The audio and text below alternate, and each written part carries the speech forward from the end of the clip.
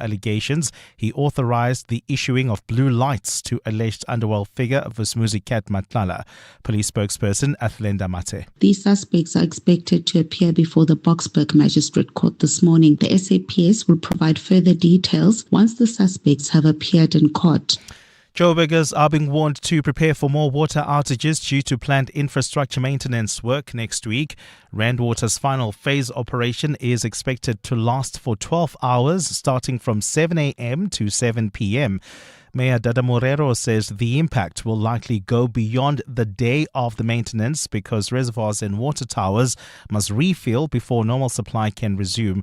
These are the areas that will be affected. The Santon system, Midrand, Linksfield, Crown Gardens, South Hills, Parktown, Berea, Uval, the Commando system, serving Brixton, Crosby and Estill, as well as the Randburg and Rodiport, including Soweto, Lenesia, Allen Manor, Eraton and the Eagle's Nest. Meanwhile, the city of Joburg says the Gauteng government owes it 5.2 billion rand and this is placing pressure on its finances. Mayor Dada Morero revealed yesterday that provincial departments owe 1.2 billion rand for municipal services despite paying 200 million last month, while a further 4 billion is owed for unfunded mandates. City officials responded yesterday to Treasury's move to withhold funding to underperforming municipalities including the Metro. Demakatso Leshuro has more.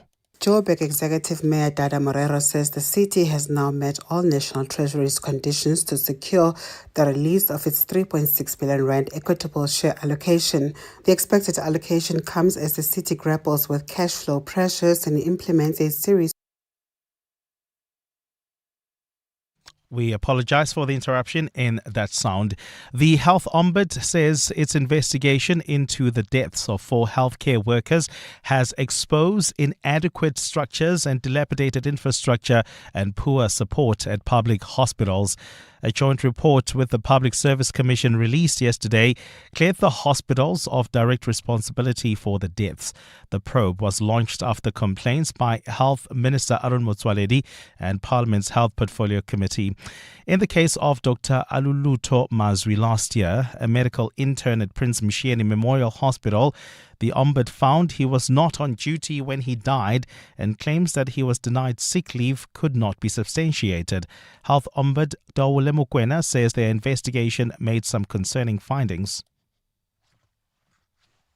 Concerning culture among interns of fear to take sick leave, believing that it would extend their internship rotations or place additional work burden on their colleagues. While these factors cannot be directly linked to the death of Dr. Mazwi, they warrant serious attention.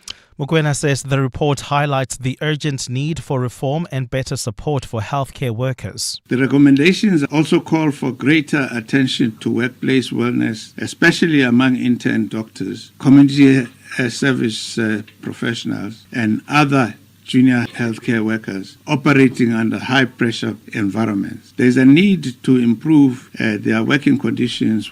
And Iran's Revolutionary Guards say they have struck U.S. military bases in Bahrain and Kuwait in response to fresh American strikes. The Guards say they struck key infrastructure with missiles and drones. They also warned their response would expand to other bases across the region if U.S. attacks are repeated. It comes as U.S. President Donald Trump ordered new strikes on Iran yesterday and warned of much worse if Tehran continues to attack vessels in the Strait of Hormuz. Before ordering the latest strikes, Trump said the ceasefire with Iran was over, prompting mediators Pakistan and Qatar and the United Nations to call for de-escalation. Trump says he expects the latest military flare-up to end quickly and he's left the door open to more talks. We just hit them very hard, and I'd say we hit them 20-1. Every time they hit us, we're going to hit them 20. And we did it last night. They did a little something today, but it was really retribution for last night. They hit actually 3 boats, not 2. They hit, we hit back much harder. Gold is trading at $4,076.32 an ounce. The rand is at 16.41 to the dollar, 21.99 to the pound, 18.75 to the euro. Brent crude oil is at $79 exactly a barrel. And in the traffic, we've got delays on the N12 and the R24 East. This is due to an accident right after the Kilulis interchange. It's causing heavy traffic volumes. There's also queuing traffic on the N3 South. That's between the Kilulis interchange and Van Buren Road, also due to an accident. And in your sport, Africa's World Cup hopes rest with Morocco as they take on France in the first quarter-final at 10 p.m. tonight. The All Blacks named 2 debutants in their side to face Italy, and a junior Bach has tested positive for steroids. A fine day in store for Gauteng, Johannesburg, starting at 3 degrees, peaking at 20. Pretoria, 3 as well, and a high of 22. For the Vereeniging, 1 and 20 degrees. A fine day in store for Cape Town, along with a southerly breeze, a low of 11 and a high of 17. The top story in EW and the SAWA. For current and former Ekurhuleni municipal employees are expected to appear in court today after being arrested by the Commission's recommendations task team. EWN, in touch, in tune and independent. For the latest, visit ewn.co.za or download the EWN app. On Sunday, 26 July, 7:02 Jozi My Jozi Walk the Talk unites us all in the iconic Joburg CBD. 7:02 Walk the Talk. Abize bonke. Enter now on PrimeMediaPlus.com. 7:02 Live on the Prime Media Plus app. DSTV channel 856, 92.7 and 106 FM. Let's walk the talk. 6 minutes after 6 o'clock. Dumelang. Happy, what day is it today? Thursday, right? Happy Thursday. Welcome to 7:02 Breakfast. My name is Clement Manyatela, in for Bongani today. Thank you for starting your morning with us here on 7:02. I hope you're well this morning. So quite a busy show we have planned for you today with the rest of the team. Palisa on the ones and twos, Sia and Rofiwa are taking your calls. Amuramela has your traffic, and Moteo will bring you some business news. Are you all good, as the young ones would say? All good this side. Oh, good. Okay, so I was driving to work this morning and I was playing one of Usher's songs, and I just remembered how these are some songs that we used to sing when we were so young and we didn't understand what they meant. I mean, even though we learnt the lyrics. And did you guys have books where you wrote down lyrics? Yeah, Songbook. A songbook. And yet, even when we've written those lyrics, we still were not sure, or we didn't know what the songs meant. And I want to know this morning from you and our listeners if there are specific songs that you have been singing at the top of your lungs as a kid, and you only realize much later, like, wait, that's what this song is about? I mean, I can think of Tamia's songs like So Into You, or Stranger in My House, or Usher's Confession Part 2, Burn. There's Mariah Carey's songs as well, Fantasy, Dream Lover, you name it. Do you have any songs you used to sing along that now you're like, You know what's the song I realized later was I shouldn't have been singing? I don't know if you remember One Hit Wonder guy, Afro Man, Because I Got High. Oh. I didn't know what that song was about. It was just fun. Yeah. It's only later where I realized, hang on, I shouldn't have been singing this at all. I was in primary school, I think. Oh my goodness. Are you singing about being high? Exactly. Amu, any song? Oh man, there's one that comes to mind about a couple that's spending a night together and then the one has to wake up. I forgot the name of the song. Oh my goodness. Do you remember the song? Where the couple? Yes, they have to wake up in the morning as we lay. I think it's the name of the song, As We Lay. I used to sing that song, but now that I realize what the lyrics are actually about, a couple having an affair, I'm just like, oh my goodness. Yeah. That's not the song you should have been singing. No. I do remember when I was young, I used to like, so Janet Jackson, I mean, this is a confession. I remember when she was meant to come to South Africa at the Delicious Food Festival. I was like, for the first time ever, I've never really been that excited about someone who's going to come perform. And the reason for that is that when I was a kid, I used to enjoy the song she used to perform. You know the song where she will put a chair on stage and put someone there and dance with them? Yes. And I don't know why but I just loved the song and I loved how she was performing it on stage. And I remember when she announced she's coming to South Africa, I was like, I'm going to be on the front of that crowd, because if there's one man he's going to put on that chair, that's going to be me. So give us a call on 011-883-0702. What's that song that you were singing at the top of your lungs when you were a kid. And now when you're much older, you're like, I had no business singing that song. I'll tell you why I'm asking you this question in this hour. You can give us a call on 011-883-0702. WhatsApp's on 072-702-1702. Before 7 o'clock, we'll explore Africa's evolving growth trajectory with Standard Bank. They're hosting the Africa Unlocked Conference 2026.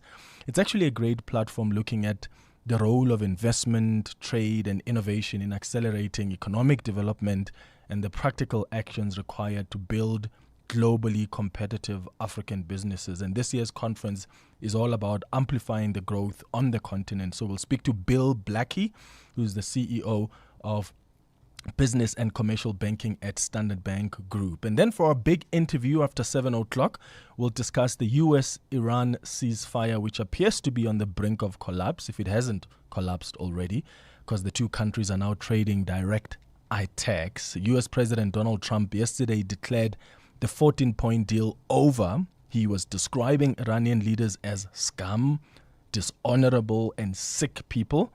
And he believes that continuing with the talks is a waste of time. So what happens next? Does this mean we are back to active war? That's what we're looking at for a big interview. And then before we wrap up the show at 9, we speak to award-winning artist Brenda Mtambo, who is returning to the hymns that shaped her with the Amahubo Kagogo concert. It's a new live theater production inspired by the hymns, the prayers, and the songs that shaped her childhood and the grandmother who raised her, which makes me wonder, what's your favorite hymn? Do you guys have a hymn that you remember your parents singing and you probably used to sing along as a child and it still resonates with you today? There's quite a few, but the one that comes to mind, because I grew up in the Anglican church in Diepkloof, and the one that they used to sing was that I remember is How Firm a Foundation. It's a very beautiful hymn. If you listen to it, and if you listen to particularly a choir sing the song. Yeah, it's an English hymn. That's why I had to explain that I grew up in the Anglican church, so that you understand. So that's the one that comes to mind. Okay, and it still resonates with you today? It still resonates with me when I'm going through stuff and I listen to it. Sometimes when I'm watching a significant wedding days, or, there's people who actually perform, who allow for the song to be performed at their weddings. Yeah. Okay. And for you, Mattel, were you a hymn boy? I was. I mean, I went to I went to church with my grandmother. We have a very strong Methodist background. So one I do remember is Umpetesho, which is the hymn you sing every Sunday during the Mass, if you want to call it that. But also the hymn book, the Sotho hymn book, number 16, because they all go in numbers, right? It's not the name of the song, but the number.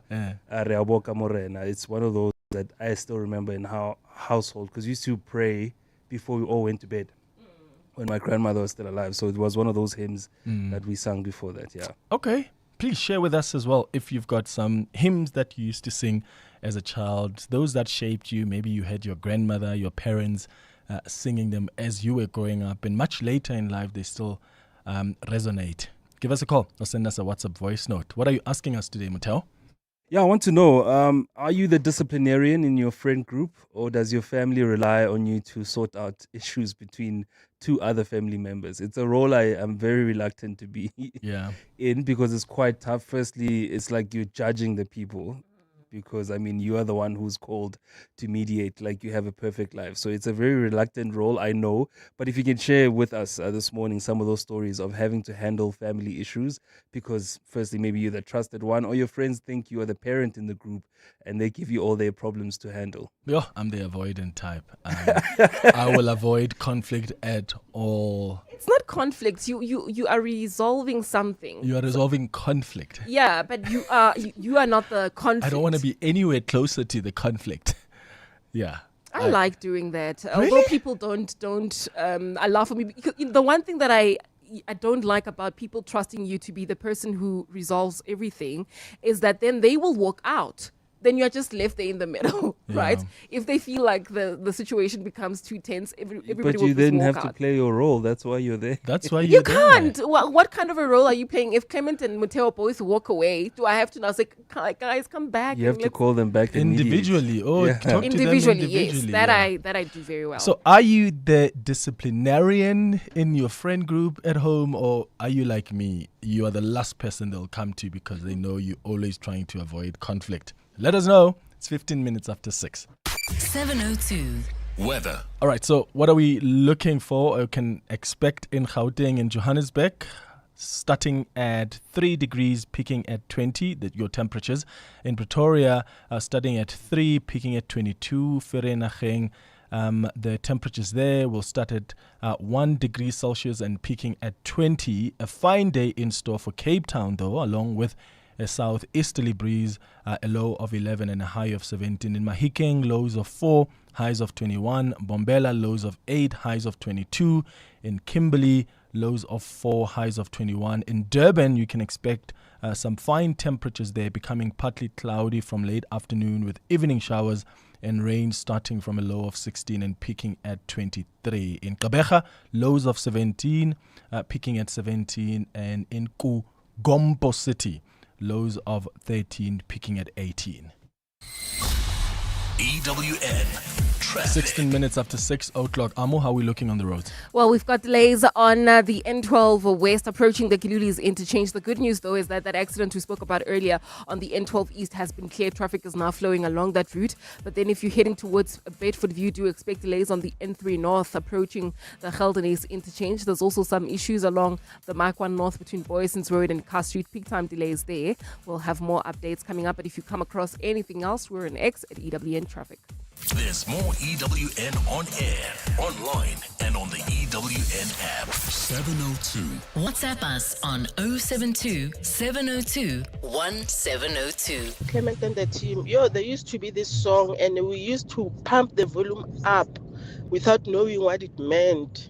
It used to go, let's talk about baby, let's talk about you and me, let's talk about all the good things and the bad things that may be, let's talk about S, let's talk about S. The word starts with S. It starts with S. Yeah. And my mom would walk in and still she wouldn't say anything. I don't know why. That's the song for me. Good morning, Clement. It has to be 5 Miles to Empty by Brownstone. I had no business singing that song so passionately. And I think I might just have kissed myself because looking at how things are panning out now. No. Good morning, Clement. I also realized like a couple of years back that this Kelly Price song, As We Lay, and I sing it with all my heart. I love singing along with the song. And I'm thinking, so lately I still sing it, I sing along, but I cringe when I'm around other people, but I still love the song. Yeah. Would you let your kids listen to that song that you used to sing along? I mean, they do listen because sometimes when you're listening to the radio, the song comes on. Whether they're paying attention, it's another thing. But if you find them listening to it, I mean, my kids are still young. I would have a problem, of course. I'd be like, no, you guys are supposed to be listening to ABCs. But what if they say, but mommy, what does it say? No, come on. Your kids today are not just going to take your word for it, guys. They're going to ask you, but mommy, why? But I'll say, I don't like the song. It's a bit problematic. You are not of age to understand it. It's not appropriate. It's not appropriate. And then you getting them to be curious. They're going to go Google what the song is about.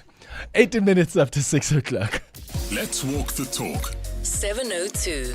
All right, a number of things you need to know about this morning. The Health Ombudsman has found no evidence that workplace bullying, victimization, or poor working conditions directly caused the deaths of 6 healthcare professionals at public hospitals in KwaZulu-Natal. The investigation concluded that the deaths resulted from natural causes, a road accident, pre-existing mental health challenges, suicide without a proven workplace link, and cardiac arrest.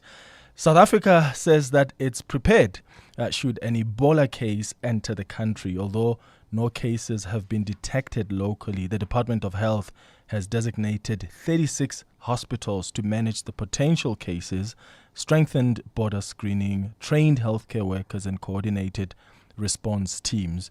And then in Australia, Australian dock workers are pushing for a 28-hour work week with no less of pay as they protest plans to introduce AI and automation at ports.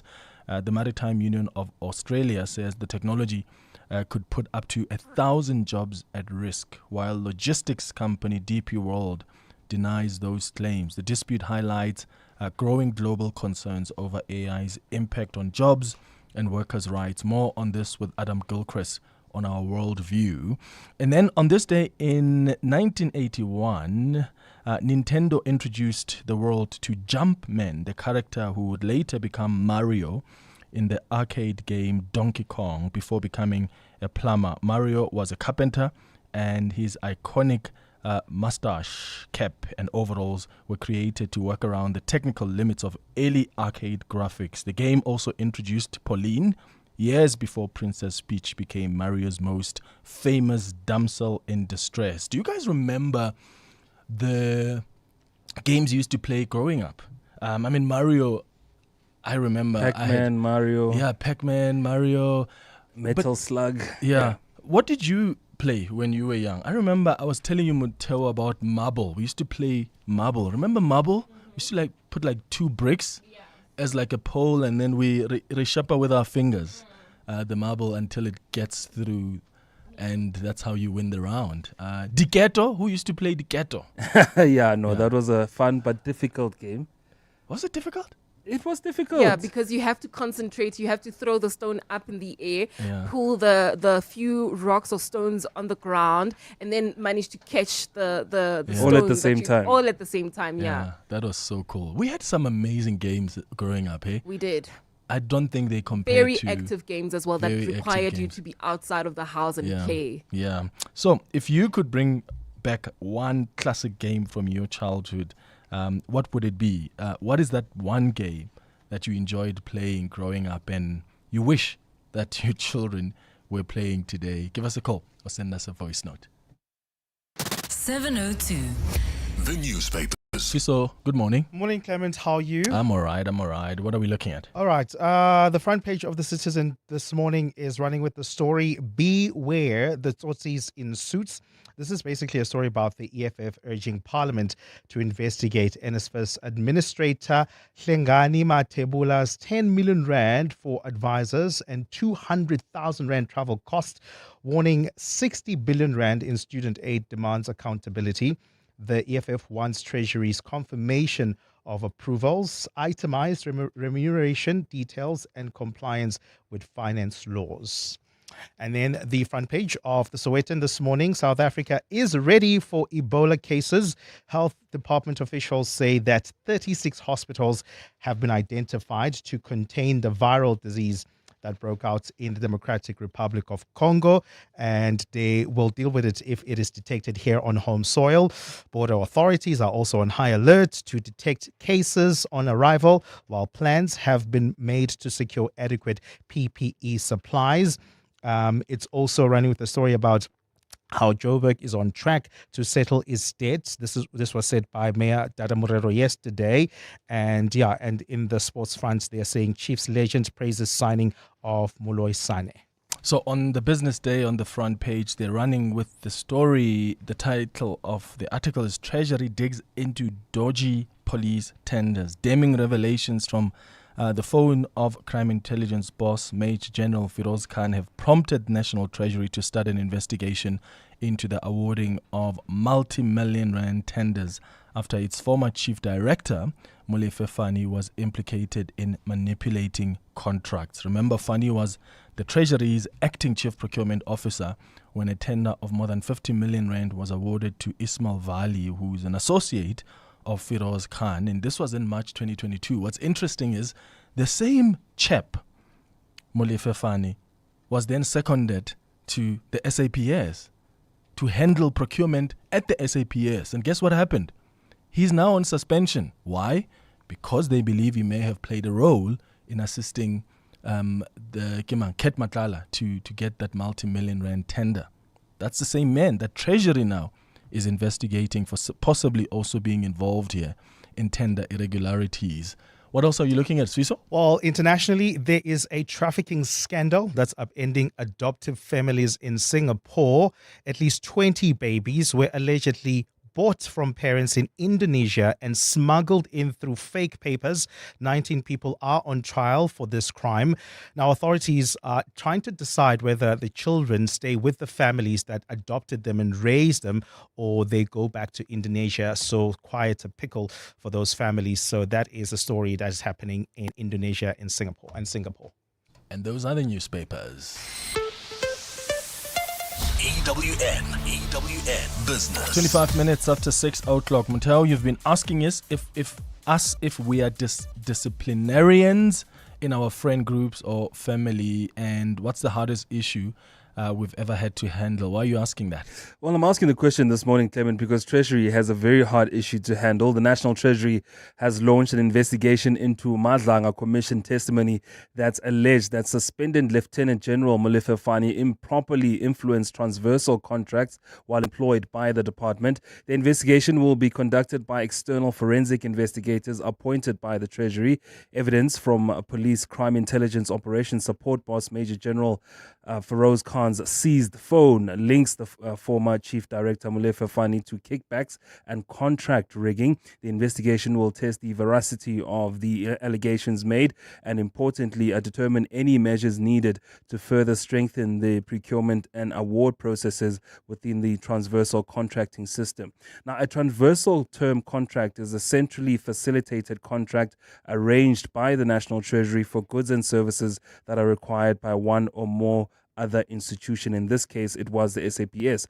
Now, the South African Police Service suspended the Divisional Commissioner for Supply Chain Management in May after the Special Investigating Unit, the SIU, linked him to an irregular contract from his tenure at the National Treasury. The former Chief Director Molefe Fani received another notice of investigation and intended suspension over the controversial Medicare 24 Tshwane district tender that was awarded criminally accused tenderpreneur Vusimuzi Cat Matlala. Now, this whole debacle is very embarrassing for the National Treasury because it's the department that is in charge of the country's purse strings, and they pride themselves in having staff, that is quite honest. So if there's any department that should be carrying out things like the Municipal Finance Management Act or the Public Finance Management Act, it should be Treasury. So to have someone found within their offices to have been dealing out some of these tenders is quite difficult. So I checked my notes this morning as I was reading on the front page of the Business Day about this former Treasury official, and I see that I actually had a conversation with him, this Molefe Fani, back in 2022. And when I had him on my show, we wanted to speak to someone in procurement at Treasury to understand what and how they are going to help cure the tender problems that are full of corruption. What an irony. This is a man who came on my show and spoke about the corruption, the right that's things to do, and what are the right things to do. Yes. And look at him now. Well, Treasury added that it has started processing requests from the Madlanga Commission and will ensure that it fully supports the Commission's work. National Treasury says it remains committed to transparency, accountability, and integrity in public procurement and will take all necessary steps to ensure that any allegations of misconduct are thoroughly investigated and that consequence management is applied. So it's become a very, very big case in this form. But another big case that's playing itself out on that Strait of Hormuz. We've had a few weeks of the oil price going down, and that's because we've had some calm, right, on that strait. But the past 2 days, tit-for-tat, a battle between the US and Iran has caused those oil prices to rise. In fact, this morning, the oil price going up to about $78 a barrel after fresh strikes on Iran by the US military raised concern about supply disruptions in the Middle East. The futures for the international benchmark Brent crude for September delivery up more than 1% at $78 a barrel. The US West Texas Intermediate futures for August also rising by another 1%. So oil prices going up again. This is likely to affect inflation. Now, the U.S. Central Command are saying on Wednesday that fresh strikes on Iran were launched in response to Tehran's attacks on commercial shipping in and around the Strait of Hormuz. Is the deal still on the table, or President Donald Trump not mincing his words, saying he's not interested in any more negotiations, and it could well be over. So we could find ourselves back to February 2026 when the war started, and that could mean another different one for economies like South Africa that are still emerging. Yeah, crazy. Looking at the markets, they were down close to 2,000 points yesterday as that situation played itself out. The banking stocks down 2%, mining shares down 3.5%. The rand this morning stronger than the US dollar, 16 rand 39, 18 rand 72 against the euro, and 21 rand 95 cents against the British pound. Price of gold at $4,061 an ounce, while platinum is at $1,593, while Brent crude has gone up to $78 a barrel. More business after 7. Exactly 6:30. Fiso Zulu has the latest in Eyewitness News. Fiso, there are a number of provinces that are now not going to worry about load reduction anymore. That's right, Clement. Good morning. Eskom says 5 of those provinces are now completely free from load reduction. The latest province to exit the power utilities' planned power cuts is Mpumalanga, joining the Western Cape, Northern Cape, Free State and the Northwest. Eskom says more than 1.1 million customers have been removed from the schedules. Annalita Fandesa reports. Load reduction was introduced to protect local electricity networks from overloading caused by illegal connections and demand exceeding the capacity of aging infrastructure. Eskom says it differs from load shedding, which is used to balance electricity supply and demand. The utility says South Africa has now gone more than 413 consecutive days without load shedding, while work continues to strengthen distribution networks through infrastructure upgrades, smart meter installations, and efforts to curb electricity theft. The remaining load reduction areas are concentrated mainly in Gauteng and KwaZulu-Natal. Eskom says it aims to eliminate load reduction in 7 provinces by October this year, with nationwide eradication targeted for March next year. Annalita Fandese, Eyewitness News. South Africa's agricultural sector could face a double blow as tensions between the United States and Iran resurface. This follows US President Donald Trump's declaration yesterday that the ceasefire is over between the two countries in the Strait of Hormuz. Iran and the US agreed to a truce last month, but the relaunch of strikes has raised new concerns about global fuel prices going up again. Director at XA International Trade Advisors, Donald McKay, says while it's difficult to predict the full impact, he expects food prices to come under more pressure. I'm particularly concerned with areas like agriculture, where you've got the double hit of high fuel and also the important fertilizers the farmers need. That combination could also mean that we end up with inflated food prices. McKay says South Africa needs to become more resilient by exploiting its offshore oil reserves. So we have to make it far more appealing for people to take the risks, make the investment, exploit the resources that we do have. And, I don't think the world suddenly becomes very calm after this. So I think we have to become more resilient. The International Monetary Fund's decision to lower its global growth forecast for this year has come as little surprise to many economists. Most say the downgrade simply reflects an economy already under pressure from geopolitical tensions and higher energy prices. The IMF has cut its global growth forecast for this year to 3%, citing the impacts of the conflict in the Middle East, rising oil prices, and persistent uncertainty. The IMF had forecast the growth to be at 3.1% this year. Economist Dowie Root says the revision was widely expected. And pretty much the same can be said for South Africa. Economic growth this year is likely to be under pressure because of the conflict in the Middle East. Inflationary pressures are likely to be higher, and the Reserve Bank is likely to tighten monetary policy, or has tightened monetary policy and may tighten monetary policy even further. And a German palliative care doctor has been sentenced to life imprisonment for killing 15 of his patients. A court in Berlin found the 41-year-old man, named only as Johannes M., in line with German privacy rules, guilty of murdering 12 women and 3 men between September 2021 and July 2024. Authorities believe these killings could be just the tip of the iceberg. Prosecutors are currently investigating dozens of other incidents involving this doctor. His victims were between the ages of 25 and 94, and the court has heard how they were all critically ill, but that their deaths were not imminent. Prosecutors say that during home visits, the doctor administered a lethal combination of various medicines without his patient's consent. On several occasions, they said he set fires to cover his tracks. A fine day in store for Gauteng today. The temperatures are at lows of 1 and 3 degrees, peaking at highs between 20 and 22 degrees. And in the traffic, we've got delays leaving Pinoni along the N12 West, approaching Snake Road. There's also queuing traffic on the N12 West towards the Kilulis interchange. A major accident seen there. Delays out of Edenville Road. Please be on the lookout there. The top story this hour, Eskom says 5 provinces are now completely free from load reduction. It's that time of the year. Sore throats, congestion, wet and dry coughs, pain and fever.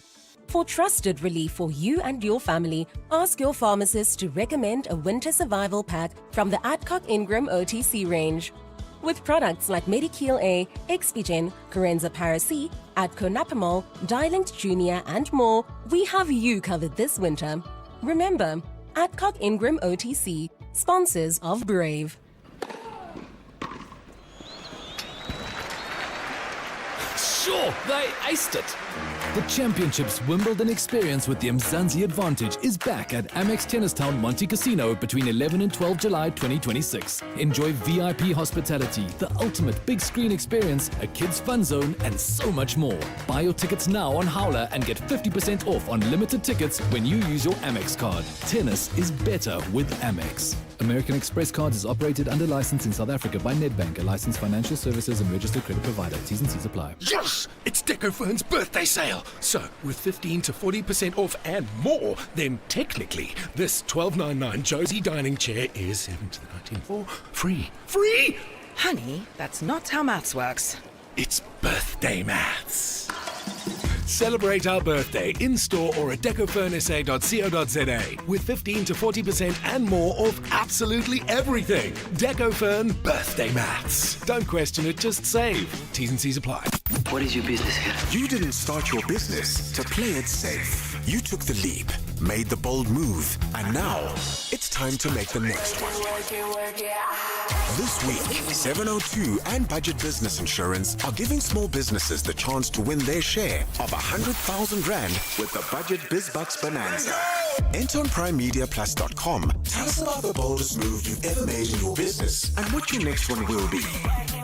Then get an obligation-free Budget Business Insurance quote. 702 Breakfast with Bongani Bingwa could call you.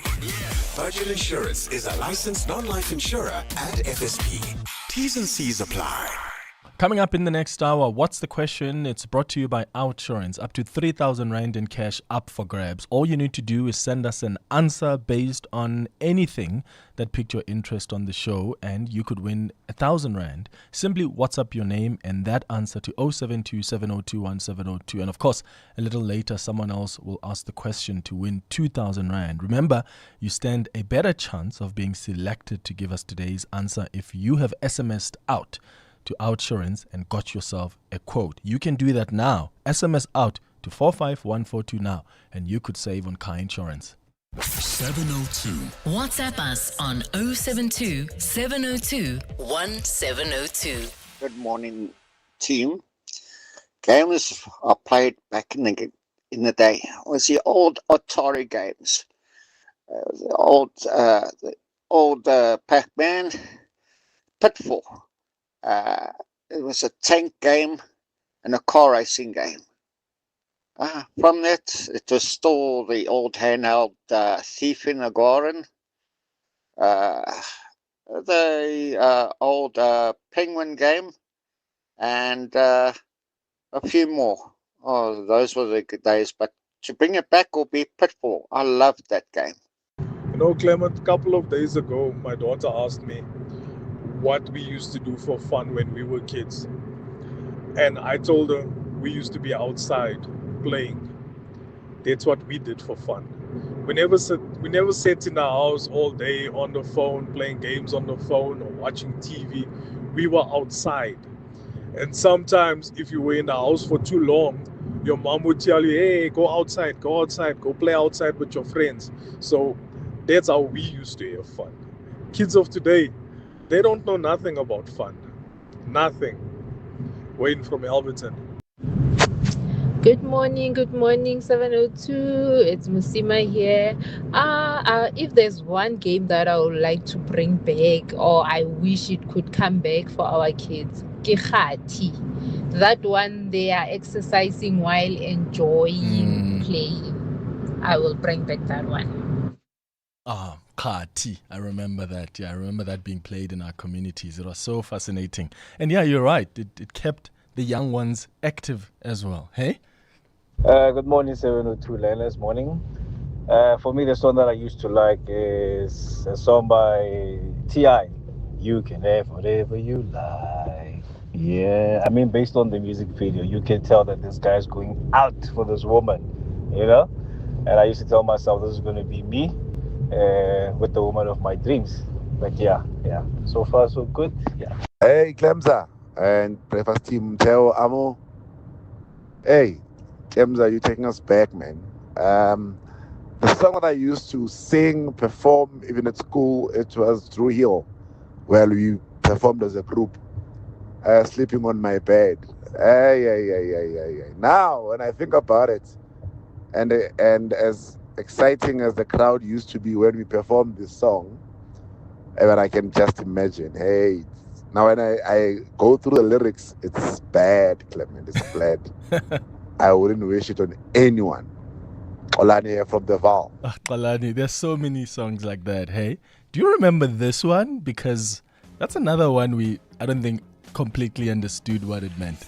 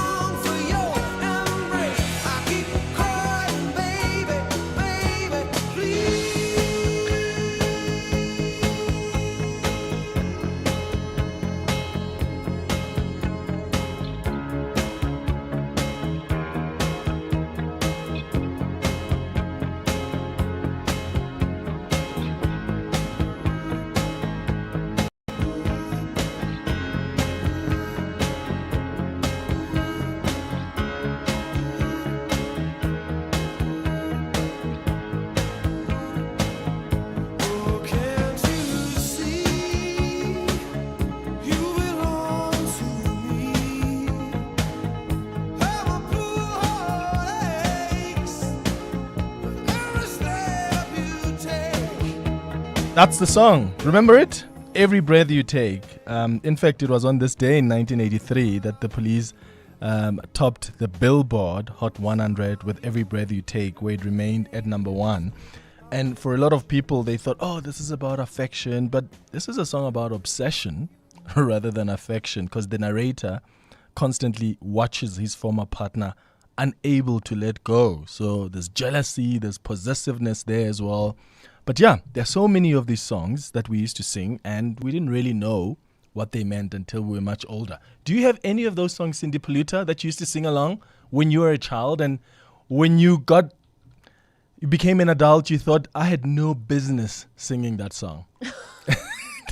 Are we allowed to even say it on air as we come up to the little quiz with the kids in the car? But we, as adults today, we complain about lyrics of songs. Yeah. Guys, my cousin had a T-shirt that said, I want to sex you up, because that was a song that used to play on the radio. You all looked at me like I'm absolutely nuts. How old was your cousin? She was like 12. Oh my God. It was a song by Color Me Bad that was really big in the 80s and 90s. People will know it. And we had no rights to be singing it, right? True. And I just remember thinking how her mother allowed her to have that T-shirt. I don't know, but it was top of the charts. And I remember one of my colleagues saying the one day he was helping his dad fix something in the garden, and he started singing that, and his dad just smacked him. You have no right to be singing that song, but there we were because it was top of the charts in the 80s and 90s. There it was. Coca-Cola Top 40 on number 1. Well, I guess the excuse is we didn't know back then. No, we didn't. Now we really know better. Now we know better. It's going up to 15 minutes before 7. EWN Sport. So, we're getting into the quarterfinals tonight. I'm a little conflicted because I've really been betting for France. Yeah. But I also feel like I have a responsibility to support Morocco. Absolutely you do. So I don't know what I'm going to do Absolutely you do. But some people call France, what's it? Anyway, it doesn't matter. But the world got a break from the World Cup last night. I hope you all rested and slept well, because for the first time in a long time, there wasn't an 11 o'clock kickoff. There wasn't a 1 a.m. kickoff. We actually got to sleep in preparation for tonight's game between France and Morocco at 10. Morocco midfielder Brahim Diaz will be coming up against his club teammate Kylian Mbappe. Diaz says there will be no niceties on the field. You know, we wish good luck to each other, but like I said before, we say the most important is tomorrow, and then we all want to win, and that's what we say. But yeah, for sure, we are teammates, and but tomorrow we are rival, like I say. At Wimbledon, Zverev got a straight sets win over Fritz 6-4, 6-4, 6-2, and he'll play the unseeded British player Arthur Frey. Frey beat Kaboli also 6-4, 7-6, 6-love. Yeah, I've always believed in myself and believed that I could be a top player in the world, but obviously semi-finalist of Wimbledon is something else. I've taken it match by match. I haven't looked ahead. I've just played every match as it is, and yeah, here I am. On the women's side, Kostiak beat Paulini in straight sets 6-3, 6-2, and he'll play Nescova, who cruised past Mertens. The All Blacks have two debutants on the bench to face Italy this weekend, Anton Segner and Josh Murby. Still no Bowden Barrett. He continues to recover from injury. Junior box through to the semi-finals, the World Championships, where they play England on Monday. Off the field, 18-year-old Kai Pratt tested positive for steroids, failing a doping test done in April ahead of the Sansa Under-20 rugby champs. Pratt's currently recovering from a foot injury sustained in that series. Earlier this year, he was part of Rassie Erasmus's first Springbok alignment camp. And the England Cricket Board have been called into question by the ICC for the footage published by Ben Stokes announcing his retirement. Stokes told his teammates at tea on day 4 of the third test with New Zealand. The ICC says publishing that footage at that time contravenes the rule that any footage shot in the players' and match officials' area must not carry audio or be released before the conclusion of a match. Sydney Paluta, Eyewitness News Sport. Who is the whizziest of them all? It's the Whiz Quiz on 702. Hello, my name is Jaden. I'm 11 years old and I go to Crawford Primary School. I want to be an architect and I really am excited to be here today. EWN Traffic. It's 13 minutes before 7 o'clock. Amo Ramela has the latest in your traffic, and this EWN traffic is brought to you by Outsurance. SMS out to 45142 now, and you could save on car insurance. If you don't, ask them for 500 rand. On the R24, R24 West, there's some delays there. That's correct, Clement. It's due to an accident right near the Glulies interchange. About a 20-minute hold-up coming out of Edenville Road. The R24 as well as the N12 are also backed up as a result. So please try to avoid and be on the lookout. You can still use the N17 West through areas like Germiston. And then if you're traveling on the Marquand North, we've got bumper-to-bumper traffic between Boysons Road and Carr Street. That's due to peak time delays there. I'm also seeing a bit of a hold-up heading towards Rodiporta along the N1 North right as you come out of 14th Avenue. Please do let us know as to what exactly is causing these delays. You can do that on X at EWN Traffic or on our WhatsApp line. We'll have more updates coming up. Stay tuned. There's more EWN on air, online, and on the EWN app. Clever excuses for being late. Number 91. The lift looks suspicious, so I had to take the stairs all the way up.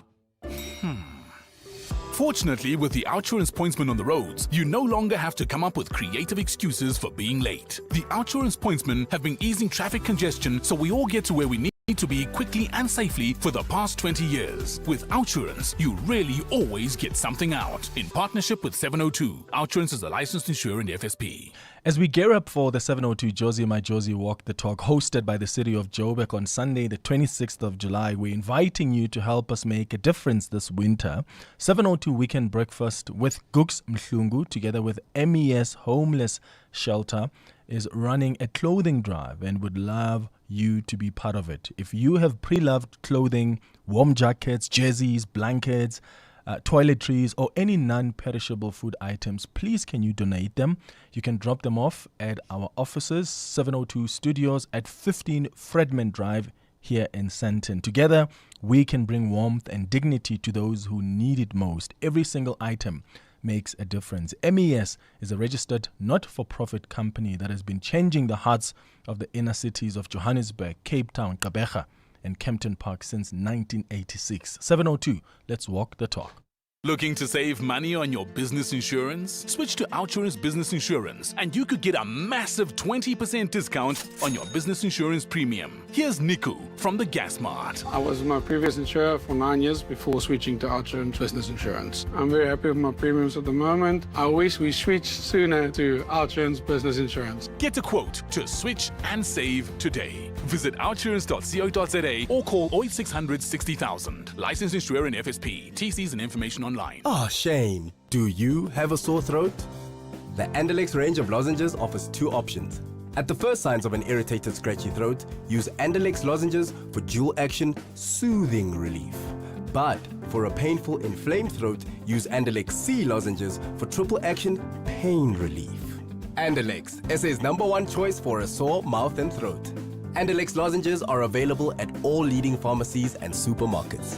Just Andalex it. Andalex, a proud sponsor of The Masked Singer Season 3. The brainy kids of the Whiz Quiz. On 702. All right, it's 10 minutes now before 7 o'clock. It's time for the Whiz Quiz. Your chance to win 10,000 Rand if you're a child between the ages of 10 and 13. Jaden is our contestant this morning. Jaden is 11 years old, goes to Crawford Primary 4 Ways. And Jaden, I'm told you want to be an architect when you grow up. Who do you want to say a shout out to? I want to say a shout out to my friends, Alex, Vihan, and Luke, and Jabril. Those are my best friends. Are they listening to you this morning? No. Okay, but I'm sure they prayed for you. I'm sure they're holding it for you. So Jaden got 7 out of 10 in the pre-test, and hopefully you're going to do much better than that. Jaden, are you ready to go? Yes. All right, Palisa, let's go. In math, what is 20 minus 4? 16. Correct. Which cartoon figure is a cat, Tom or Jerry? Tom. Correct. Which word is a verb, use or under? Use. Correct. The two colors on the McDonald's logo are yellow and what? Red. Correct. Which huge animals became extinct almost 65 million years ago? The dinosaurs. Correct. What is the name of the 10th month in a year? October. Correct. Which city is closer to Lesotho, Cape Town or Bloemfontein? Cape Town. Incorrect. True or false? The word dumelang means hello in Sesotho. False. True. Who is the head coach of the Springboks rugby team? Tia Kolisi. Rassi Erasmus. Spell the word scissors. S-C. Oh. Fortunately, we're out of time there, Jaden, and it's SCISSORS. Jaden, you walk away with 600 Rand. Not so bad, Jaden, but I think you were tricked there by the city that's closer to Lesotho. It's not Cape Town, it's Bloemfontein. And Dumelang does mean hello indeed. If you're a child between the ages of 10 and 13 and you're ready to take on the fun quiz challenge, you can enter the Whiz Quiz competition via the Prime Media Plus app website. The Midday Report. Weekdays. 12 to 1. What does this mean for the city of Joburg specifically? I think it's a very unfortunate set of circumstances because the city of Joburg, from our observation, is that they have the capability. But what National Treasury also does periodically is to release circulars which seek to clarify points which may not be as clear and to guide municipalities within how to act with different matters that may confront them or clarifying pieces of legislation. Mielani Kholeni.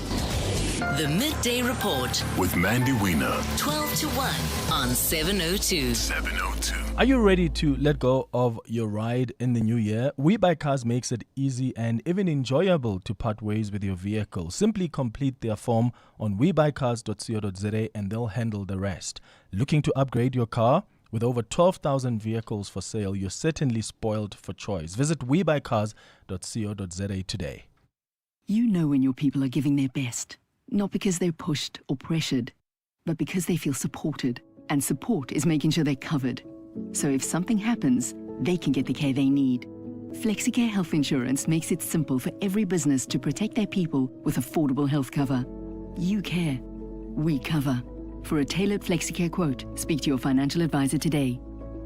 FlexiCare is not a medical scheme and the cover is not the same. FlexiCare is underwritten by Auto & General, a licensed non-life insurer and FSP, and administered by Discovery Health, an authorized FSP. Join us. Let's walk the talk. This is 702. 5 minutes before 7 o'clock. So Africa's growth story is entering a new chapter with expanding trade, growing investment opportunities, and strong collaboration across the continent. And what this does is help unlock new possibilities for business. Standard Bank Business and Commercial Banking is hosting the Africa Unlocked Conference 2026, which brings together business leaders, policymakers, investors, and entrepreneurs from across the continent to discuss the opportunities, challenges, and partnerships needed to drive long-term economic growth. Joining us to tell us more about the conference is the CEO of Business and Commercial Banking at Standard Bank, Bill Blackie, who's joining us on the line. Bill, thank you so much for making time for us. Good morning.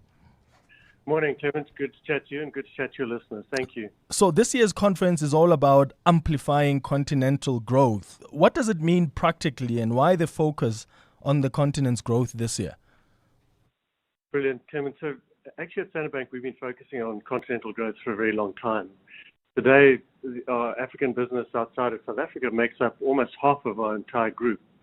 But the focus right at the moment and in this conference is very much on the mid-tier businesses, the family-owned businesses that are growing across the continent. And we've had incredible demand. It's wonderful to see. How do we reset the global perceptions, though, about Africa's role in the world economy? Because we always talk about the need for the continent to continue to define its own growth trajectory. And we're seeing businesses, entrepreneurs, and institutions increasingly shaping the future of this continent. Yeah, that's exactly the point, actually, is that is what entrepreneurs are doing. If you look at, for example, trade statistics, Africa itself is growing at roughly 4%, South Africa just over 1%, say, for example. But our intra-African trade is growing at 12% a year. Today, if we look at within business and commercial banking, our clients, so these are family-owned businesses, our clients trade more with intra-Africa than they do with China or the US or Europe.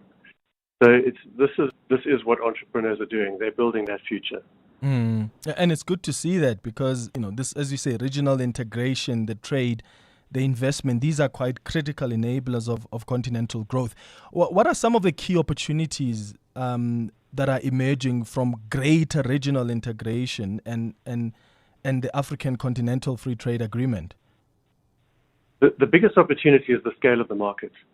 So if you look at the African market collectively, the African market is the African market is 1.5 billion people. That's the scale of China or India. And so it's very important that we look at this as a collective market and work across that. Build for scale. When we build for scale. So Africa Unlocked is now in its, third year now? How has this platform evolved since it was launched back in 2024?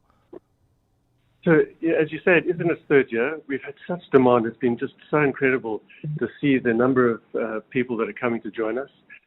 Today, we've got roughly 50% of our client base coming from outside of South Africa and 50% from South Africa. I think that the key thing, though, as it grows, is we get much more specific about how we can support our clients, much more focused on the practicalities of what we can do every day. And of course, there's going to be so many conversations at the conference that will help businesses expand beyond domestic markets and participate more effectively in regional and global value chain. Bill Blackie, thank you so much for joining us. Bill Blackie is the CEO of Business and Commercial Banking at Standard Bank Group. You can keep listening to 702 for more exclusive insights, strategic highlights, and impactful updates from Africa's premier business and economic dialogue, Africa Unlocked 2026, hosted by Standard Bank Business and Commercial Banking.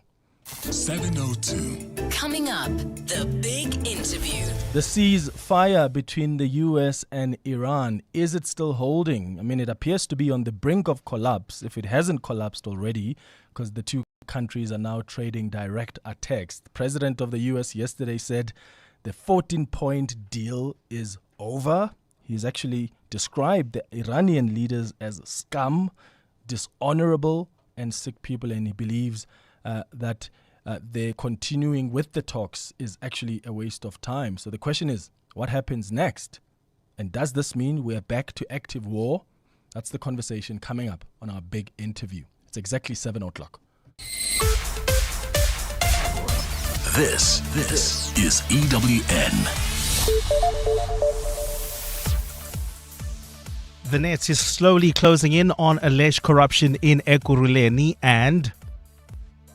Mark, I am now speaking to you directly. We are actively working with national and international agencies to pursue every available line of inquiry to track you down. A search is on for a man believed to have escaped to Zimbabwe after allegedly killing his family in Britain. Good morning, I'm Sfiso Zulu. 4 current and former Ekurhuleni municipal employees are expected to appear in court today after being arrested by the Commission's recommendation task team. The suspects, including the city's head of legal services, Kemi Bihari, were arrested during takedown operations across Johannesburg yesterday. Bihari is accused of shielding suspended senior Metro cop Julius Mkhwanazi from disciplinary action. The Madlanga Commission has heard evidence that Bihari ignored recommendations by police watchdog IPID to charge Mkhwanazi over allegations of authorizing and issuing blue lights to alleged underworld figure Vusmuzi Kat Matlala.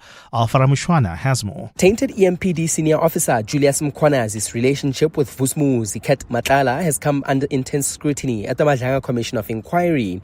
But the focus has also shifted to several Ekurhuleni officials accused of failing to hold him accountable over allegations that he provided Matlala with blue lights.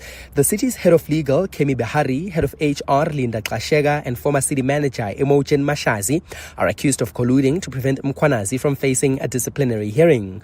All 3 denied any wrongdoing during their testimonies before the Madlanga Commission.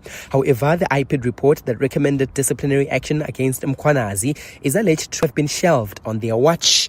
Alpha Ramshwana, Eyewitness News. Joburgers are being warned to prepare for more water outages due to planned infrastructure maintenance work next week. Rand Water's final phase operation is expected to last for at least 12 hours, starting from 7 a.m. to 7 p.m. Mayor Dada Murero says the impact will likely go beyond the day of maintenance because reservoirs and water towers must refill before normal supply can resume. These are some of the affected areas. The Sandton System, Midrand, Linksfield, Crown Gardens, South Hills, Parktown, Berea, Uval, the Commando System, Sevin, Brixton, Crosby and Estill, as well as the Randburg and Rodiport, including Soweto, Lenesia, Allen Manor, Eraton and the Eagle's Nest. Morero promises that water tankers will be deployed when necessary. Hospitals, clinics and other critical facilities prioritized. Regular updates will be provided through all official channels for the duration of the maintenance and recovery that follows. Meanwhile, the city says the Gauteng government owes it 5.2 billion rand. Morero revealed yesterday that provincial departments owe 1.2 billion for municipal services, despite paying 200 million last month. A further 4 billion is owed by unfunded mandates. City officials responded yesterday to Treasury's move to withhold funding to underperforming municipalities, including the Metro. Demaka Solishiro has more. Joburg Executive Mayor Dada Morero says the city has now met all National Treasury's conditions to secure the release of its 3.6 billion rand equitable share allocation. The expected allocation comes as the city grapples with cash flow pressures and implements a series of financial reforms aimed at stabilizing its finances. Morero disclosed that the city's cash reserves remain under pressure with only 12 days of cash coverage, equivalent to about 2.8 billion rand, well below the 32-day minimum recommended by National Treasury. They currently owing us 1.2 billion. It's the money we want. We may want probably to write to National Treasury ourselves, because the minister has also said departments must pay municipalities. He's confirmed the city has begun implementing its refinancing reforms for municipal entities like Joburg Water. At this stage, we're using a model of 70-30, with the entity absorbing the 70% and the shareholder for now will then absorb 30%. Timakatsale Shoro, Eyewitness News. And UK police have urged a man suspected of killing his family to hand himself in to police. Ndodana Mkhanyisi Chuma is thought to have fled to Zimbabwe 2 days before his wife and daughters were found dead in a house in the east of England. On Monday, police forced entry into their house in Great Denham after Zandile Chuma and her two daughters, Nala and Natalie, aged 5 and 15, hadn't been seen for several days. The suspect, who goes by the name Mark, is believed to be a British citizen of Zimbabwean heritage. Officers believe the 45-year-old flew from London's Heathrow Airport to Zimbabwe on Saturday, and the Detective Inspector Lee Martin has pleaded directly to the suspect to hand himself in. Mark, I am now speaking to you directly. Unthinkable harm has been caused to those around you. Three innocent people have lost their lives in the worst possible circumstances. Criminal investigations know no borders. We are actively working with national and international agencies to pursue every available line of inquiry to track you down. Gold is trading at $4,067.32 an ounce. The rand is at 16.41 to the dollar, 21.99 to the pound, 18.75 to the euro. Brent crude oil is at $78.88 a barrel. And in the traffic in the city of Tshwane, we've got delays on the N14 North approaching the R101 while traveling in Joburg. Delays on the Mike 1 North between Boyson's Road and Empire Road due to peak time delays. And in your sport, after a good night's rest, football fans feeling energised for the start of the World Cup quarter-finals tonight. Morocco against France at 10 p.m. Springboks expecting a tough battle against Scotland on Saturday at Loftus, and the All Blacks have made 5 changes to face Italy. A fine day in store for Gauteng. Johannesburg starting at 3 degrees, peaking at 20. Pretoria 3 and 22. Vereeniging 1 and 20 degrees. The top story in EWN this hour. 4 current and former Ekurhuleni municipal employees are expected to appear in court today after being arrested by the Commission's recommendation task team. EWN, in touch, in tune and independent. For the latest, visit ewn.co.za or download the EWN app. Visit primemediaplus.com to enter 702 Josie My Josie Walk the Talk. Hosted by the City of Johannesburg. Walk with the people, for the people, for our Josie. For Joburg, by Joburg, in Joburg. Bamise bonke. 702. Live on the Prime Media Plus app. DSTV channel 856. 92.7. And 106 FM. Let's walk the talk. 7 minutes after 7 o'clock. Dumelang, welcome to the second hour of 702 Breakfast. Clement Manyatela here in for Bongani Bingwa this morning. Show me any commission that we've had in this country that has led to the kind of results we have seen following the Madlanga Commission and the testimonies we've heard there. Now EWN reporting that 4 current and former Ekurhuleni municipal employees are expected to appear in court today after being arrested by the Commission's recommendation task team. And I really just hope that the NPA really has a case here, because we've seen instances before where arrests are being made and South Africans get excited about them, but then the case is not as strong as everybody hoped it would be. So let's hope with all these arrests, we're going to see some successful prosecutions. So here's a question, and this is what we're looking at on our big interview today. Are we getting back to an active war in Iran? The US and Iran are back to trading attacks with each other. President Trump said yesterday that the 14-point MOU, which resulted in a ceasefire and was guiding talks with negotiators, is over. He even described Iranian leaders as scum, as dishonorable, and sick people. We attacked very powerfully last night the very dangerous people from Iran. They're sick. There's something wrong with them. We said, go and do your funeral stuff. And instead of that, they start shooting rockets at ships yesterday. And so we hit them very hard last night, very hard. I would say 20 to 1, 20 times tougher. And I told them every time you hit, we hit. And of course, they're dirty players, so they go after everyone, probably including me. I've been number one on their list for years. And they're a bunch of scum, you want to know the truth. They're scum. And so we don't like them. I don't like them. And they're evil people, and it's the denuclearization of Iran. And we're going to denuke it. We're not going to let them because they're crazy, and they can't have a nuclear weapon. And they go around killing people. They've killed thousands and thousands of our soldiers. They've killed hundreds of thousands of innocent people. So that's the Iranian leaders today, according to Trump. They're scum, they're dirty people, they're dishonorable, they're sick people, they're violent and vicious. But wait, didn't he describe the same Iranian leaders as smart, nice, and rational just last month? And we're dealing with people that I think are very rational people. I mean, they were nice to deal with. They were strong people, smart people. I think actually they're smarter than the first and second group. But they're not radicalized, and they're, looking to help their country. So which is it? I mean, if they're smart, they're rational, they're far less radicalized, and then today you turn around, you call them scum, you call them dishonorable. Which is it, Mr. Trump? So no one really knows for sure what Trump's declaration of the MOU is over, what that actually means. What's clear, though, is that there was confusion about what the MOU said about the Strait of Hormuz. It seems Trump believed the MOU meant free, uninhibited access to the Strait of Hormuz.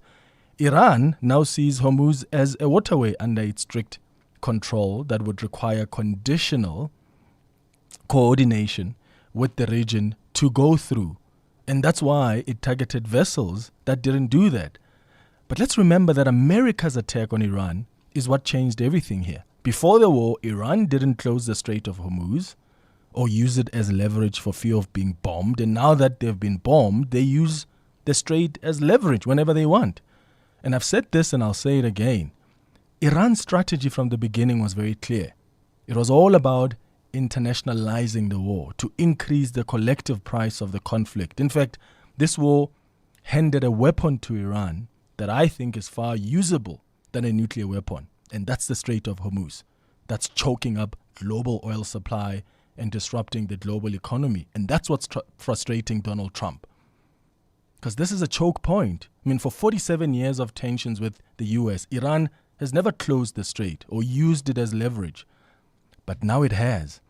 And the US has to negotiate for it to stay open. So President Donald Trump put himself in a corner. And honestly, he's got himself to blame. Let's walk the talk. 702. 12 minutes now after 7 o'clock. Some of the things you need to know about this morning. The city of Johannesburg will pay 2.4 billion rand owed to creditors such as Rand Water and Eskom by mid-July in an effort to have 3.6 billion rand in government funding reinstated after the National Treasury withheld funds from municipalities with poor financial management. The city is also exploring a bond sale to help finance much-needed infrastructure repairs. Treasury says funding will be released in stages provided Johannesburg submits a debt repayment plan and reduces irregular, unauthorized and wasteful spending. As you've heard in the news, Dada Morero insists the city is not in a financial crisis, and he was pointing to a positive credit outlook from Moody's ratings while committing to stronger financial controls.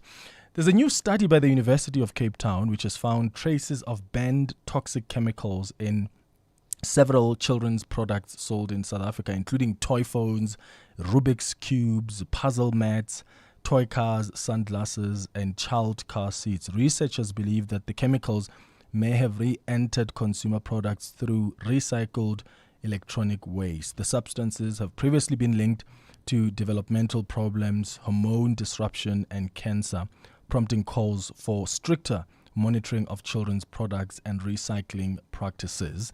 Today marks 24 years since the African Union was officially launched in Durban, replacing the Organization of African Unity and ushering in a new era of continental cooperation. Representing 55 member states, the AU was established to strengthen unity, promote peace and security, boost economic integration, and give Africa a stronger voice on the global stage. And whether it's managed to do that is a debate for another day.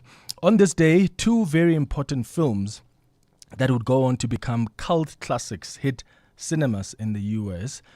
Pirates of the Caribbean, The Curse of the Black Pearl in 2003, and Anchorman, The Legend of Ron Burgundy in 2004. And on this day in 1958, in fact, on this day in 1983, not 1958, the Police topped the US Billboard Hot 100 with Every Breath You Take, where it remained at number 1 for 8 weeks.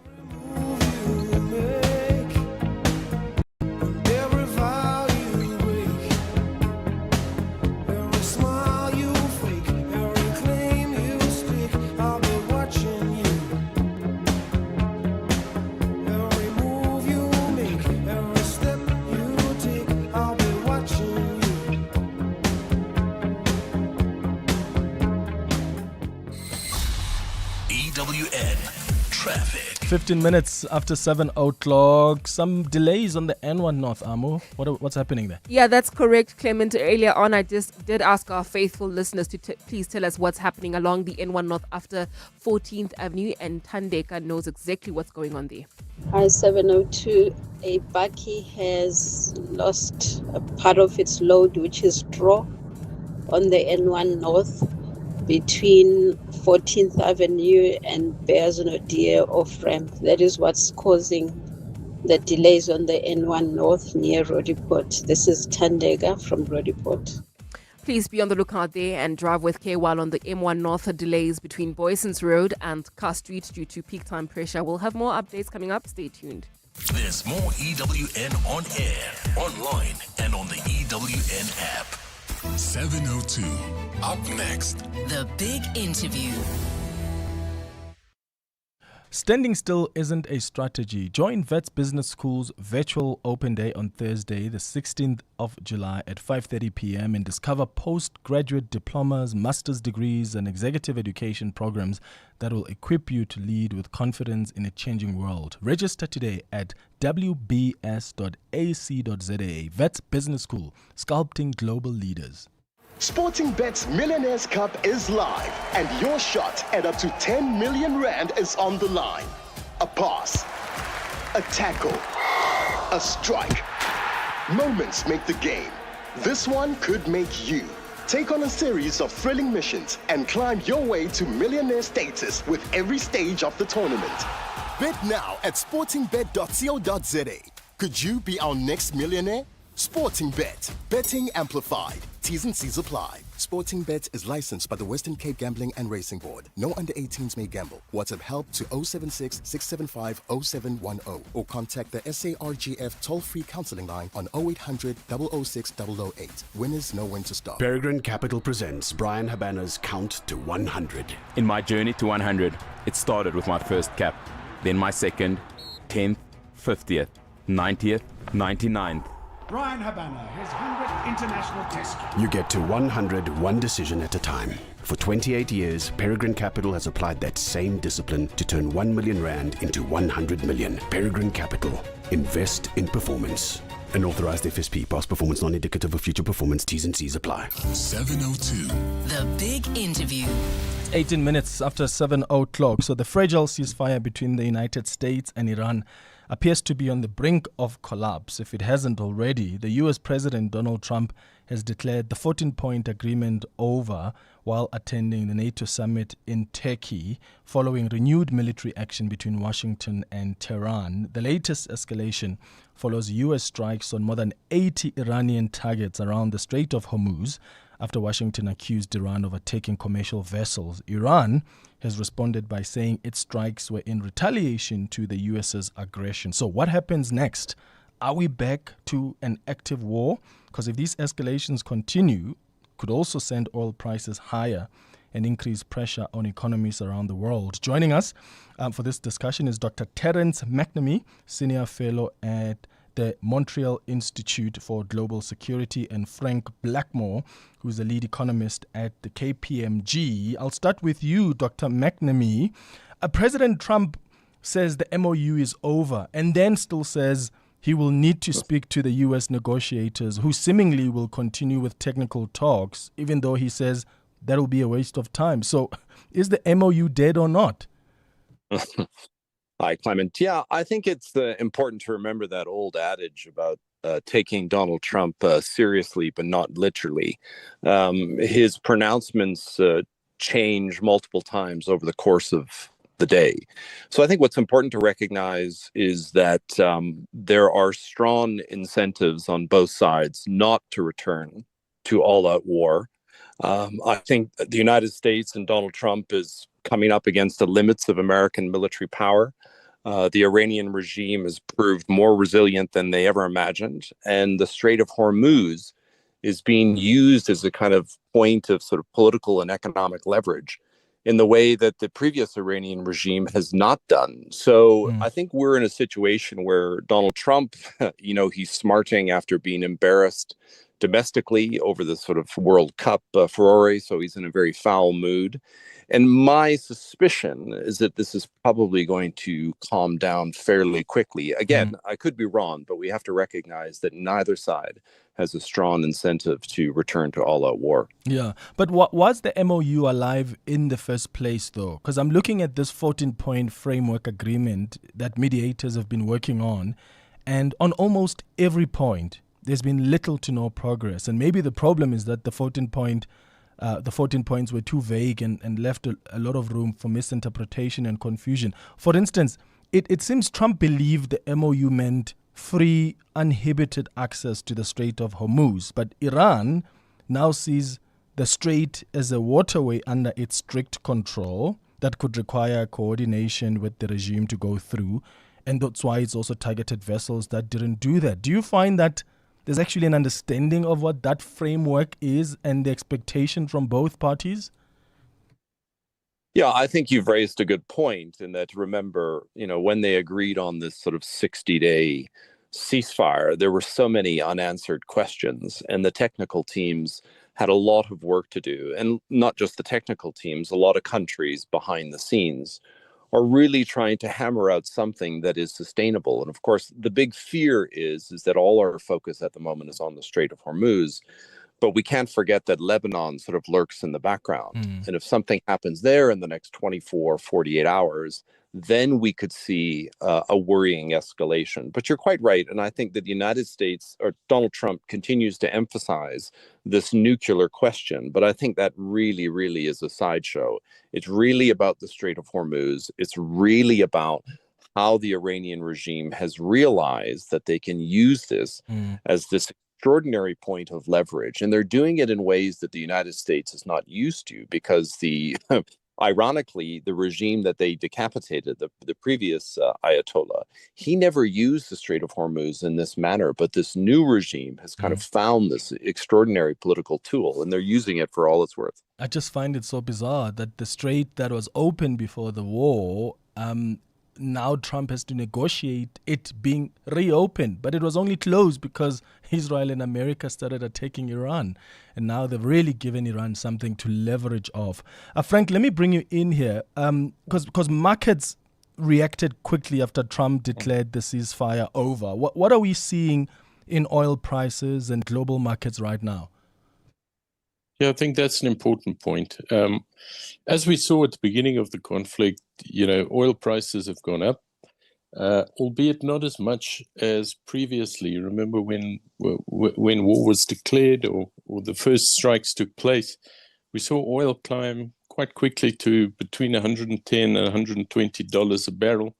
I see now, because of these latest incidents, we've gone up around $8 a barrel, from around 71 to 78 or thereabouts, 78, 79. And I think that's kind of also refers back to the point made by the other speaker on the line, that sort of people discount a lot of what Trump is saying. People discount a lot of on the information they provided through specifically the your Truth Social channels and your sort of mouthpiece of the president from the US.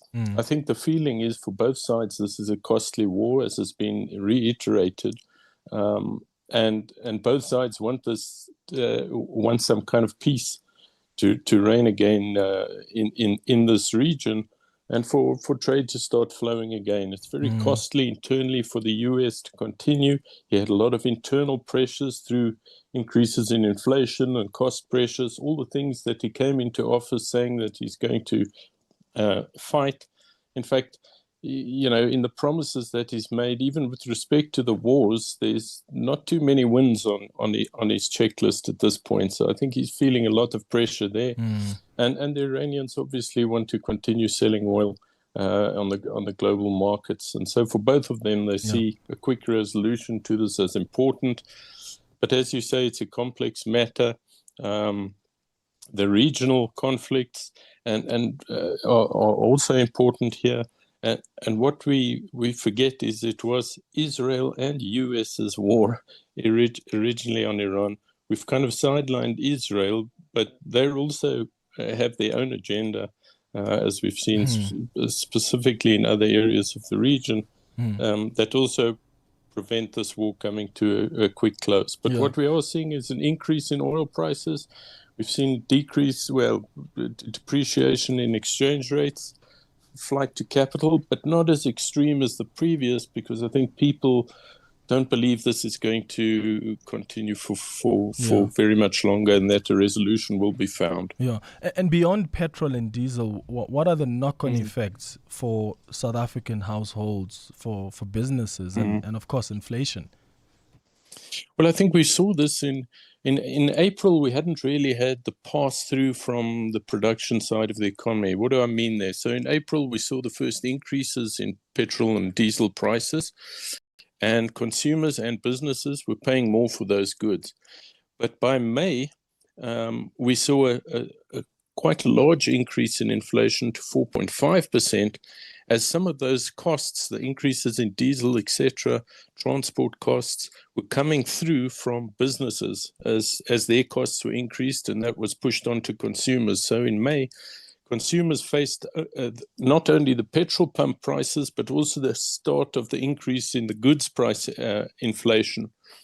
And all this is going to mean is that sort of price pressure remains for longer, whereas a lot of analysts were already believing that we can start returning back to that 3% inflation target, and by the end of the year possibly have another rate cut and be around where we were at the start of this year. But what this means now is you're going to have this increased pressure coming through the economy from businesses as well as obviously through consumers. And that's going to keep interest rates higher for longer. And that depresses, obviously, consumer spending and business investment in the economy, and ultimately also economic growth. Oh, my goodness. Thank you so much to both of you, Dr. Terence McNamee, Senior Fellow at the Montreal Institute for Global Security, and Frank Blackmore, Lead Economist at KPMG South Africa. We now wait to see what happens, because Trump says negotiators can continue talking, but he believes diplomacy is a waste of time. So the question is there still a realistic path here back to negotiations? 28 minutes after 7. EWN Business. So, Matteo, speaking of the US-Iran war and the uncertainties that come with that, I see that's beginning to affect the IMF's growth forecast. Yeah, those are the effects, right, of that war on the Strait of Hormuz. The International Monetary Fund has lowered its global growth forecast for the year, warning that conflict in the Middle East, higher energy prices, and geopolitical uncertainty continue to weigh on the world economy. The IMF now expects the global economy to grow by 3% in 2026, down slightly from its previous forecast of 3.1%. The lender expects South Africa's economy to grow by 1.1%, equal to that of 2025. Among major economies, the IMF left the United States growth forecast unchanged at 2.3%, while slightly lowering projections for the Euro area and Japan. China and India also saw modest revisions to their growth outlooks as well. Now, the downgrade reflects the impact of the Middle East conflict, which has driven up energy prices and pushed global inflation higher. In fact, inflation is now expected to average 4.7% this year before easing to 3.9% in 2027. Now, despite the weaker outlook, the IMF says the global economy has shown some resilience, supported by a stronger investment in artificial intelligence and businesses adapting to ongoing trade disruptions. Looking ahead, the lender expects growth to recover to 3.4% by 2027, provided tensions in the Middle East ease and global energy markets also stabilize, something that's not quite possible at the moment. One wonders where the oil price is this morning. Yeah, it's gone higher this morning because of that tit-for-tat war between the US and Iran. In fact, our markets yesterday down by close to 2,000 points. Banking stocks down 2%, mining shares down 3.7%. Largely our mining shares were down. Northam down 7%, Harmony down 6%, Valterra, the platinum producer, was down 5% yesterday. The rand this morning, though, performing quite well at 16 rand 38 against the US dollar, and positive area against the euro at 18 rand 72, and 21 rand 92 cents gets you a British pound. Price of gold is flat this morning at $4,067 an ounce, while platinum is at $1,605. Brent crude at $78 a barrel. That's your morning business. I'll have more after 8. 7:30, time for the latest in Eyewitness News. Fiso, I see there's a double mass shooting that's left 7 people dead. That's right, Clement. This is in Cape Town. It's the latest of many shootings that have been happening in the past months. Police say the attacks were reported in Mitchell's Plain and Philippi East yesterday. The motives for both shootings are unknown. The police's Andre Trout says 5 people have been wounded and taken to hospital. To prevent any further violence and to enhance public safety, police deployments in the affected areas have been reinforced, with high visibility patrols and crime prevention operations being intensified. We appeal to anyone with information that could assist investigation to contact Crime Stop. The Health Ombudsman says its investigation into the deaths of 6 healthcare professionals in KwaZulu-Natal has exposed chronic staff shortages, dilapidated infrastructure, and poor support at public hospitals. A joint report with the Public Service Commission released yesterday cleared the hospitals of direct responsibility for the deaths. The probe was launched after complaints by Health Minister Aaron Motsoaledi and Parliament's Health Portfolio Committee. In the case of Dr. Aluluto Mazwi last year, a medical intern at Prince Mshieni Memorial Hospital, the Ombudsman found he was not on duty when he died and claims that he was denied sick leave could not be substantiated. Health Ombudsman Taule Mokoena says their investigation made some concerning findings. The investigation also identified concerning culture among interns of fear to take sick leave, believing that it would extend their internship rotations or place additional work burden on their colleagues. While these factors cannot be directly linked to the death of Dr. Mazwi, they warrant serious attention. Mokoena says the report highlights the urgent need for reform and better support for healthcare workers. The recommendations also call for greater attention to workplace wellness, especially among intern doctors, community service professionals, and other junior healthcare workers operating under high-pressure environments. There is a need to improve their working conditions. The Tshwane Council will be voting on whether to suspend City Manager Johan Mittler today. The vote will take place in secret this morning at the municipality's council chambers in central Pretoria. It follows the laying of a complaint by the EFF against Mittler, accusing him of several acts of misconduct. Tabiso Koba reports. Following the EFF's 45-page complaint against City Manager Johan Mittler, he was given 7 days to make written submissions on why he should not be suspended. In his written submissions, Mittler dismissed the allegations against him as without merits. DA Tshwane caucus leader Celia Brink recently described the charges against Mittler as trumped up. And our suspicion was and remains that the ANC-led coalition and their partners in Tshwane are going after Mittler because Mittler is standing in the way of tender rigging. The EFF and ANC have already publicly announced they will be voting to suspend Mittler. Meanwhile, at a recent media briefing, Action SA National Chairperson Michael Beaumont says the party's vote will not be swayed by its coalition partners. Is that Action SA will vote in every single aspect relating to this process based on the merits. The vote is the only item on today's council agenda. Tabiso Koba, Eyewitness News. And at least 9 people have been killed during Israeli attacks in Gaza. A ceasefire is in place in the Israeli-Hamas war, but it has not ended the violence in Gaza, and the progress towards a final deal to end the war has stalled. Gaza's Civil Defense Agency says the 9 people were killed by airstrikes and gunfire. One of the people killed was Ahmad Salim, a truck driver who was killed by Israeli fire in Al-Mawasi in southern Gaza. The Israeli military says Salim ran towards soldiers who were questioning other truck drivers and that troops opened fire at him after perceiving an immediate threat. A fine day in store for Gauteng. The temperatures are at lows of 1 and 3 degrees, peaking at highs between 20 and 22.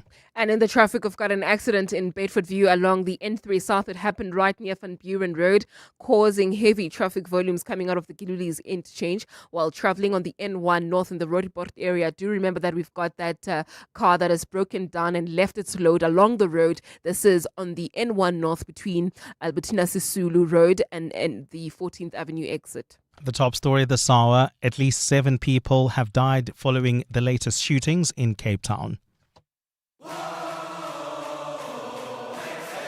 Score big with the Checkers XXL Savings Championship with over 150 million rand in weekly extra savings. Get Nescafe Gold Instant Coffee 200 or 220 grams for $149.99. Baker's Choice Assorted Biscuits 1 kg for $169.99. And Dove Bath Soap 90-gram bars 4 per pack for $64.99.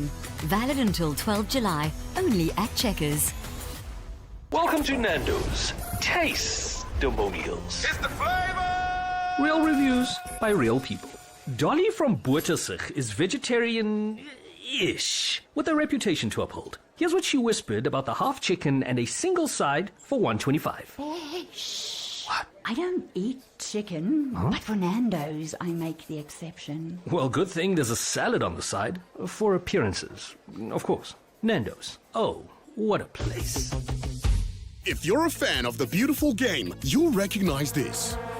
And this. But what about this? It's your chance to score big time. Win your share of up to 2 million rand with Standard Bank. It's game day every day. To enter, open and use any qualifying Standard Bank account, in-app or in branch. Already a Standard Bank customer? Sign up for Standard Bank Connect online to get a bonus entry. Standard Bank is an authorized FSP and registered credit provider. T's and C's apply. 702. WhatsApp us on 072 702 1702. Good morning, Clement. Listening to Donald Trump's language, it's baby language, but the impact as a world leader, it has the devastating effect it has in the world. Who advises him? There's always diplomatic ways of saying things and doing things. That baby language, it's so nasty. Well, that's Donald Trump for you. That's why they say take him seriously, but not literally. Hi, Clement. It's sad to hear you guys, all of you, saying while my grandmother was alive, we used to sing this. We should be singing them now, and it speaks about, or it talks to what is now happening when you get young people to funerals. None of them can sing hymns or funeral songs. But I'll tell you mine, Joko ya hao Ebu Bebe. That's the favorite one. Thanks. Joko ya. Do you know it? Ebu Bebe. That's the one they sing a lot at funerals. Do you realize that, I mean, I've been to, and of course, a number of funerals, like a lot of you, and you pick up that whenever there's more young people at a funeral, it's very difficult to get the pastor to get someone to sing. Yes, we don't sing. No, they don't funerals. sing. People don't sing at funerals anymore, or even at church, to my surprise, because sometimes at church there will be the choir, right? And that will be the people that are singing, or the music group that will be leading the service in song, and the rest of the people will be sort of like humming along and whatnot. But yeah, you're so right. People don't sing anymore, especially when it's a funeral full of young people. Sure. And how many of us still have those hymn books? Hey, I wonder. Do you have a hymn book? No, I don't. Why?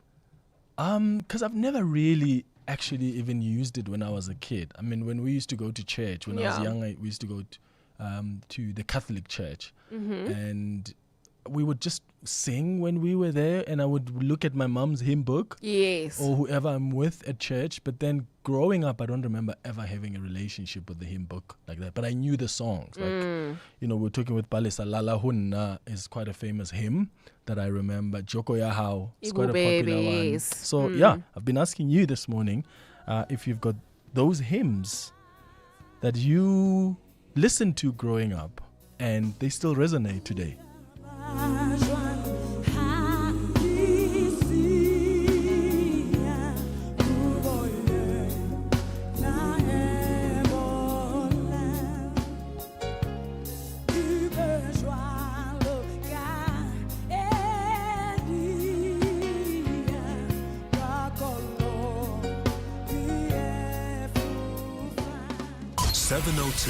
What's the question? 20 minutes before 8 o'clock. What's the question is brought to you by Outsurance. It's your chance to win up to 3,000 Rand in cash. First, 1,000 Rand for the answer, and then a little later, 2,000 Rand if you can give us the question.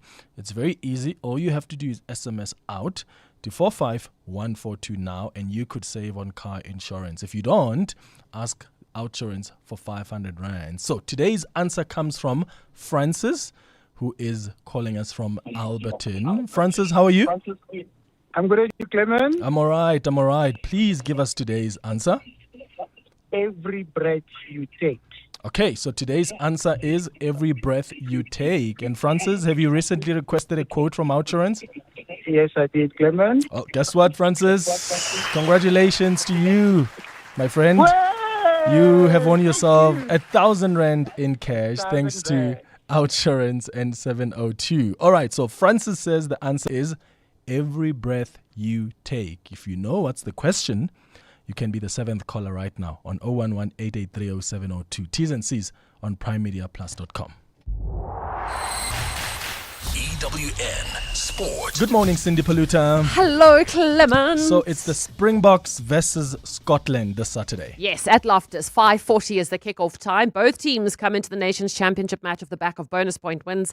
Scotland beat Argentina by 9 last week. Edolf van der Merwe on what he expects from the Scots. They are definitely dangerous players that we have to keep an eye on. I think most of the guys play either for Edinburgh or Glasgow, so they have good cohesion and understand each other and have good relationships in between each other and know how to play off each other. So it'll be very good. And obviously Carl Steyn, we played together at Stellenbosch University, so we've also known each other for quite some time, so it'll be good to play against each other on the weekend.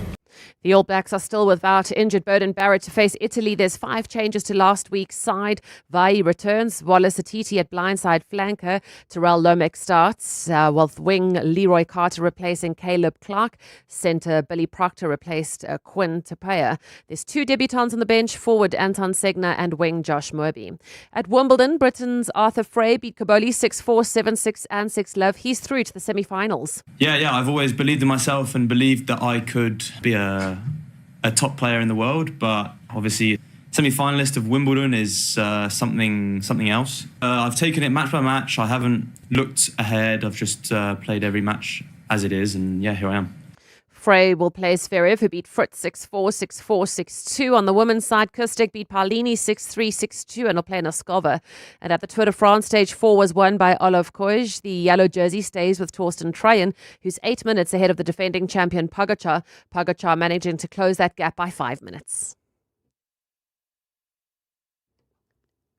Let's go to the World Cup desk. Quarterfinal time at the World Cup tonight, with Africa's hopes resting on Morocco as they take on France at 10 p.m. A repeat of the semi-final from 4 years ago. France won't have Michael Olise. FIFA dismissed the French Football Federation's appeal to have Olise's yellow card from the Paraguay game rescinded. France believed they had grounds to appeal after FIFA controversially suspended USA striker Balogun's one-match ban. Morocco's midfielder Brahim Diaz says his side has enough experience. We played big games already. Of course, it will be an experienced game, but I trust my team. If you see our lineup, if you see the player who come from the bench, or if you see the staff, the coach, everything, I think we have experience enough to show tomorrow that we can win. Going into the match, Kylian Mbappe sits alongside Erling Haaland on 7 goals for the World Cup, one behind Lionel Messi. England's Prime Minister, Keir Starmer, hinted there could be a public holiday if England wins the World Cup. He also said history favours his team this year. Yeah, but what you're leaving out of account is that England only win the World Cup under Labour governments, 1966. So the time is ours. England play Norway in the quarterfinal on Saturday. FIFA's announced Justin Bieber will be part of the World Cup final halftime show, joining Madonna, Shakira and BTS. And if you're someone who likes stats to help predict match scorelines, you'll be interested to know since the World Cup expanded to 32 teams in 1998, there have been 28 quarterfinals, of which half have been decided by 1 goal and just 5 saw someone win by 2 goals or more. The remaining 9 matches decided on penalties. That means 82% of modern World Cup quarterfinals have been decided by a single goal or less, and just about a third of them have been tied after 120 minutes. So in a nutshell, it's likely that at least one quarterfinal will go all the way to penalties, and at least 3 of the games finish with nothing more than a 1-goal win. Cindy Polita, Eyewitness News Sport.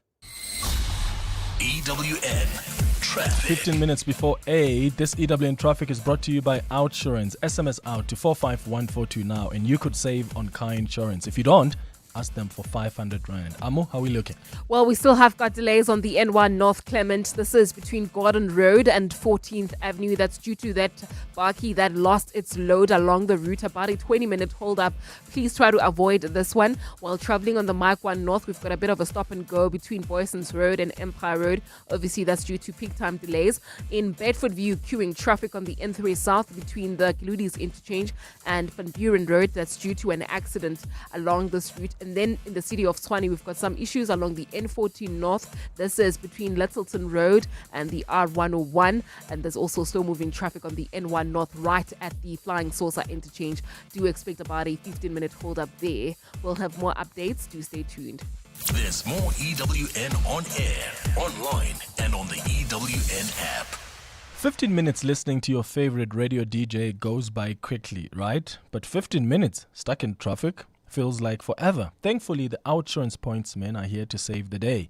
These heroes in green and purple have been easing traffic congestion for the past 20 years. The Outsurance pointsmen helping everyone get where they need to be quickly and safely. Just another way you always get something out. In proud partnership with 702, show them some love online using #pointsmenlove. Outsurance is a licensed insurer in FSP. 702. WhatsApp us on 072 702 1702. For me, Clement, is that I think Shade, a Spanish guitar, that is a disgusting song. I mean, it's full of lust, and I had no business. And it used to relax me as a young boy. But Yossi, I can't even stand it now. It's disgusting. Hey, my name is Clem, Aubrey and Phosphorus. Clement, the song that we used to sing to, and we didn't have a right maybe to sing those songs. Hey, I would say about 80% of R. Kelly's songs. Now, when you listen to the lyrics, you are like, it's not make sure, Clement.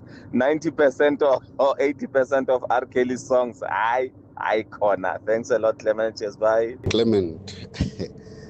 There is a Soul Brothers song, that goes uba nongamela indlala, uba nongayithandi into emnandi, uba nongalala engadlili.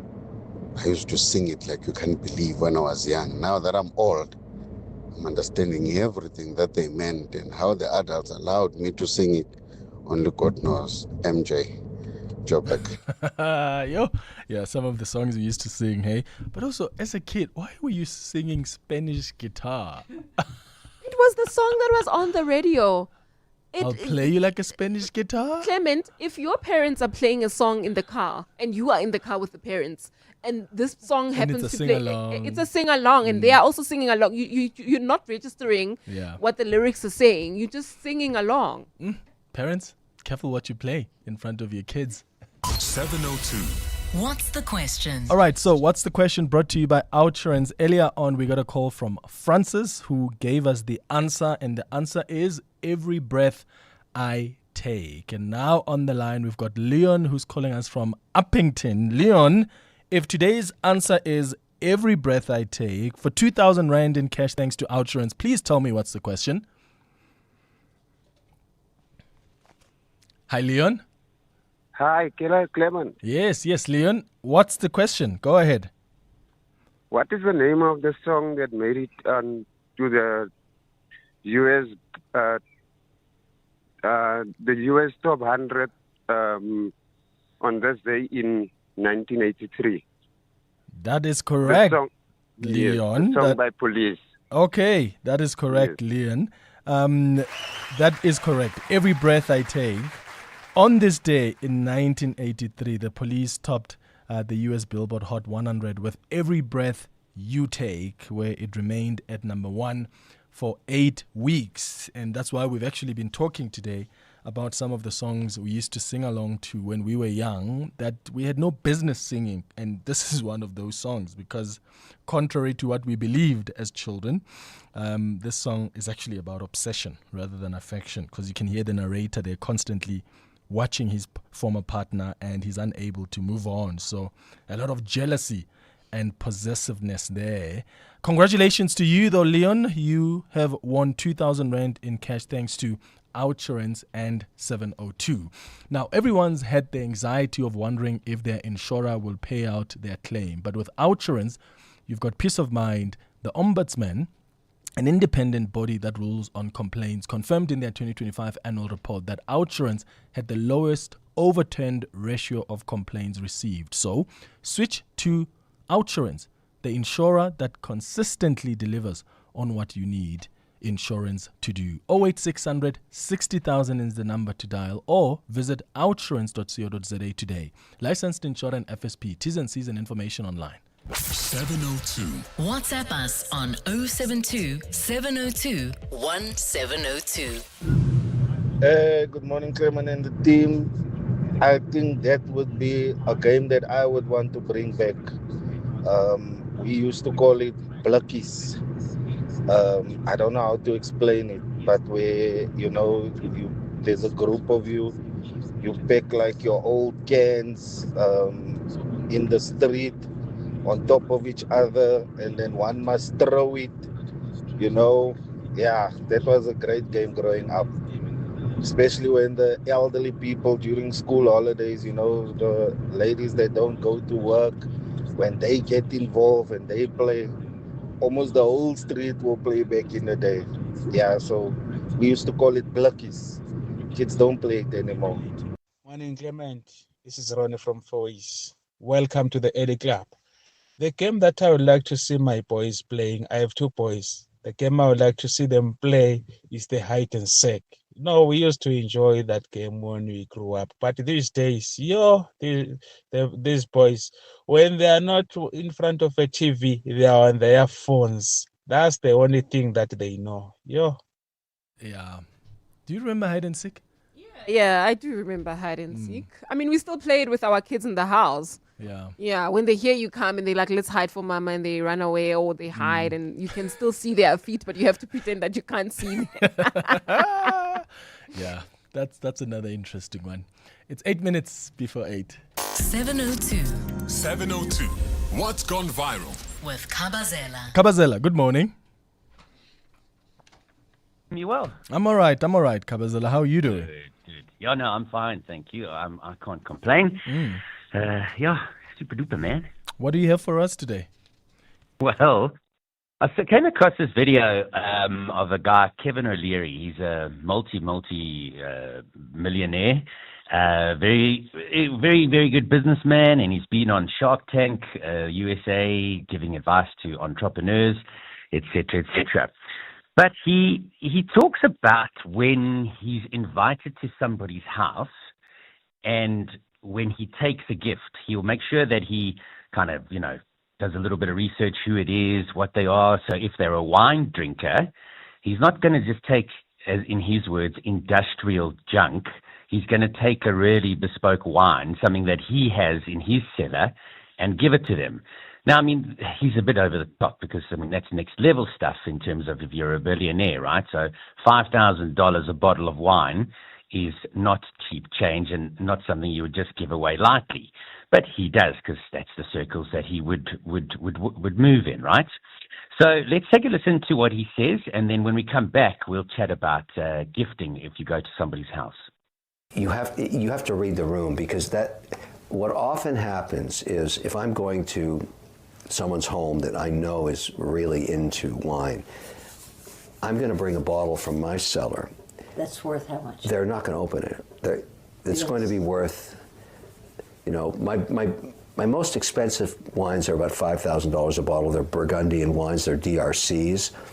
If I'm going to someone's home that collects DRC, I will bring a Latache or a Richebourg. And you know what happens when I do that? How much is that worth? It's far and away. $3,500 to $5,000. Oh, come on. You go online to look at it, Barbara. These things I'm sure it's worth that, but I'm sure you're not. But I tell you why I'm not really giving up that money. Yeah. When that bottle shows up and he sees it or she sees it, when they come to my home, they bring another DRC. If you remember to invite them.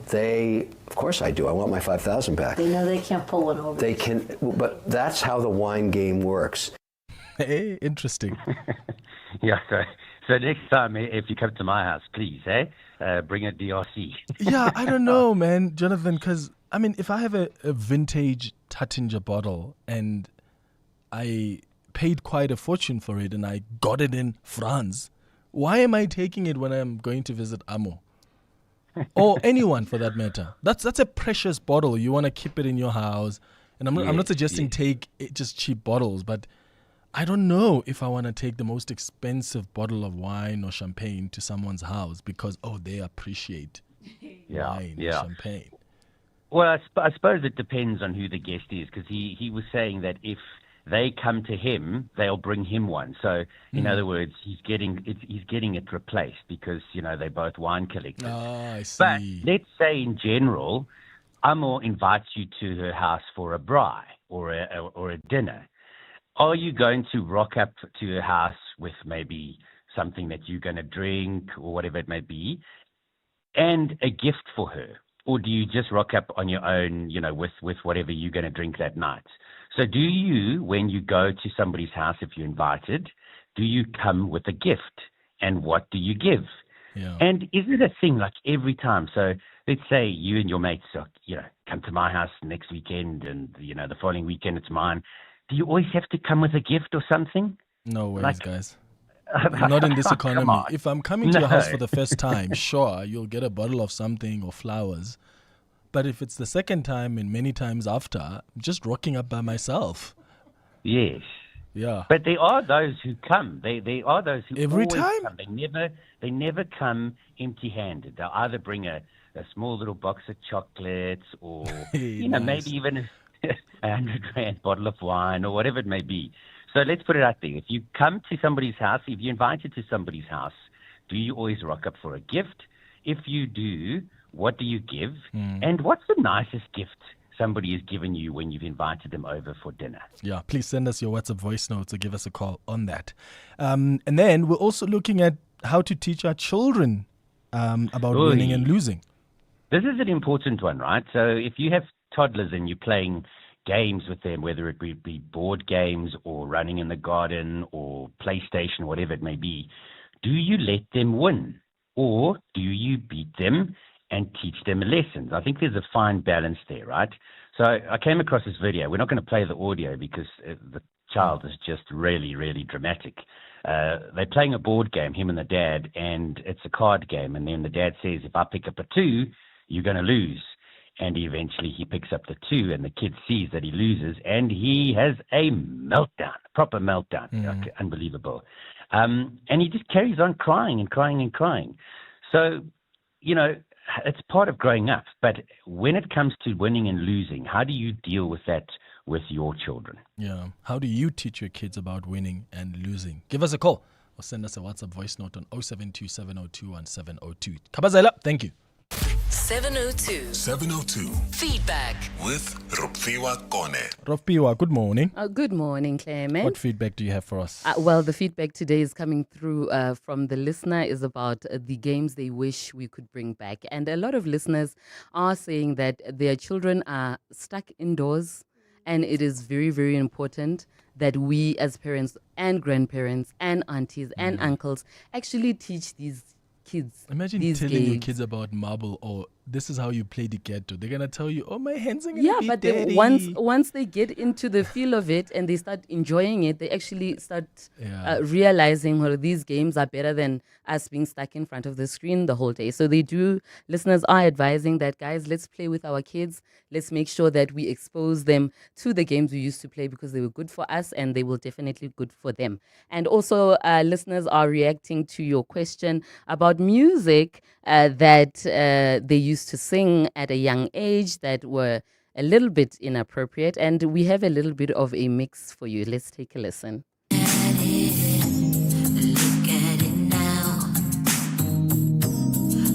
be the last time you ever go round. I'll let you touch it if you like to go down. I'll let you go further if you take the southern route.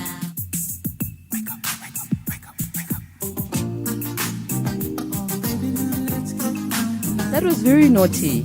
It was a very naughty song. These songs were not... What? Sexual healing, yeah, Marvin Gaye? That was wild. How are you jamming to this, We were Clement? jamming to this. What are those songs for you? Give us a call or send us a WhatsApp voice note. The songs that you used to sing at the top of your lungs growing up. And now, like this song, you're thinking, why was I singing this? I got a real pretty, pretty little thing that's waiting for me. Yeah, it's 8 o'clock. This is EWN.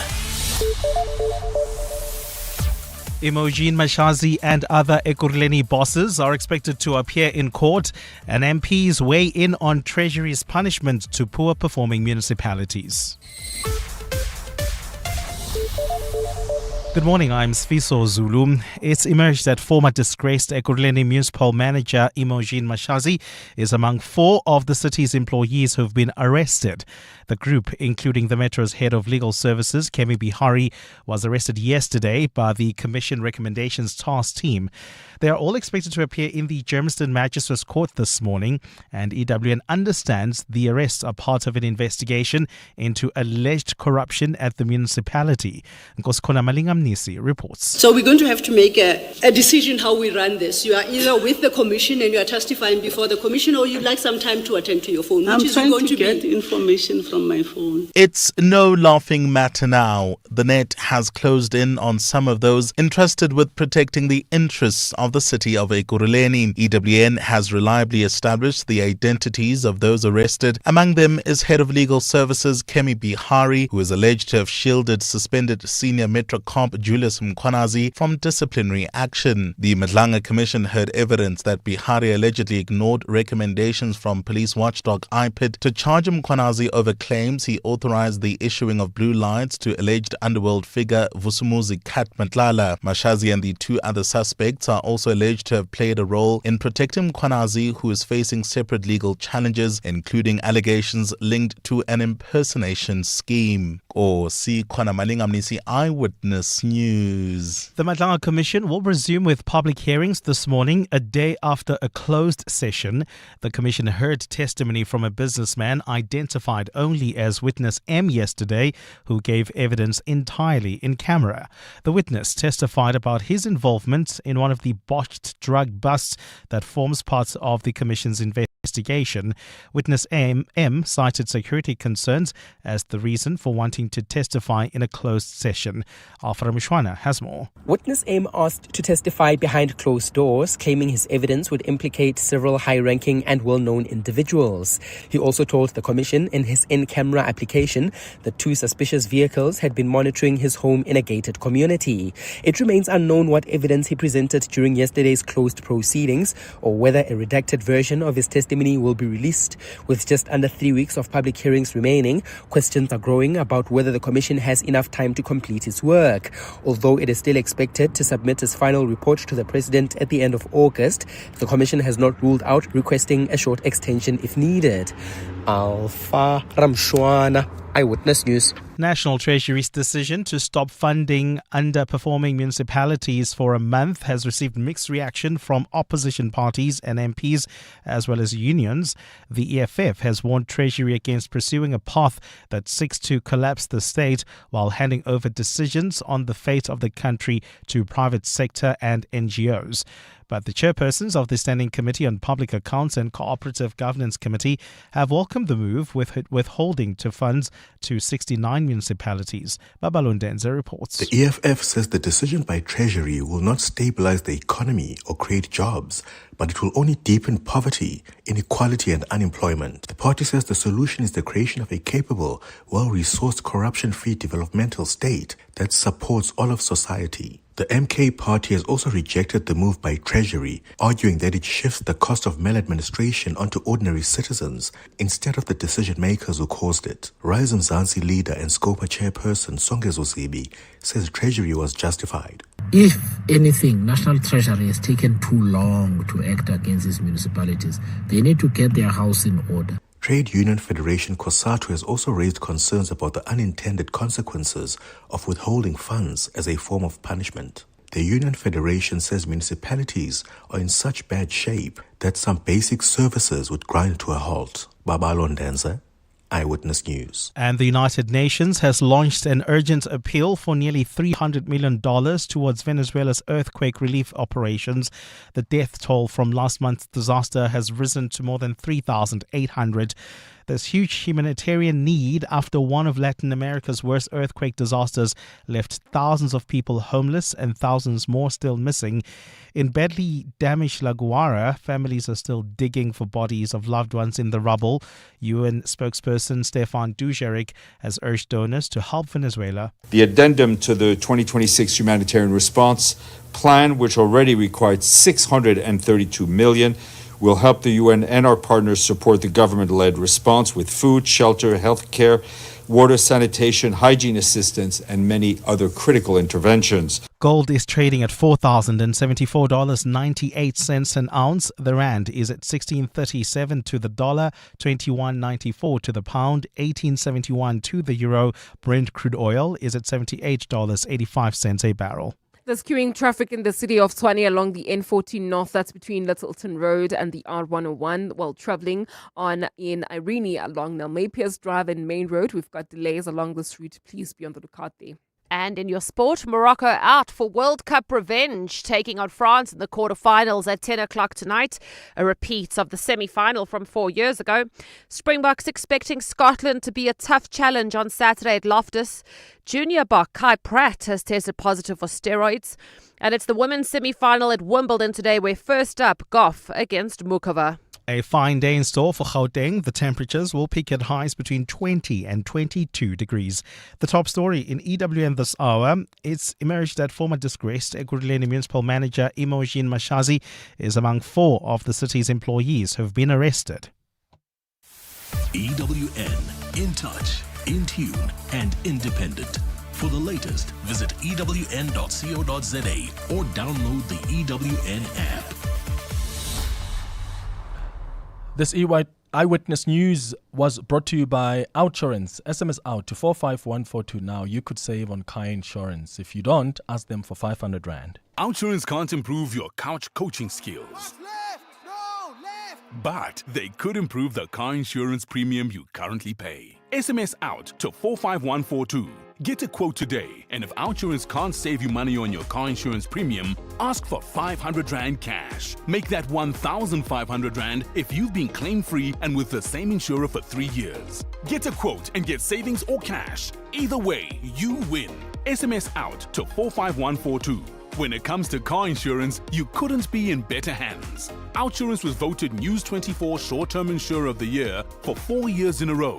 Beal to Reader's Choice Best Insurer 4 years in a row. And City Press Reader's Choice Best Insurer Award 3 years in a row. Clearly, they all feel they're getting something out. SMS right now to see if you can switch and save.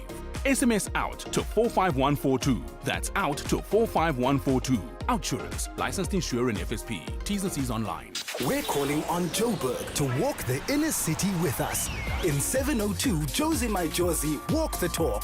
Babize bonke. Enter now on primemediaplus.com. 702. Live On the Prime Media Plus app. DSTV channel 856. 92.7. And 106 FM. Let's walk the talk.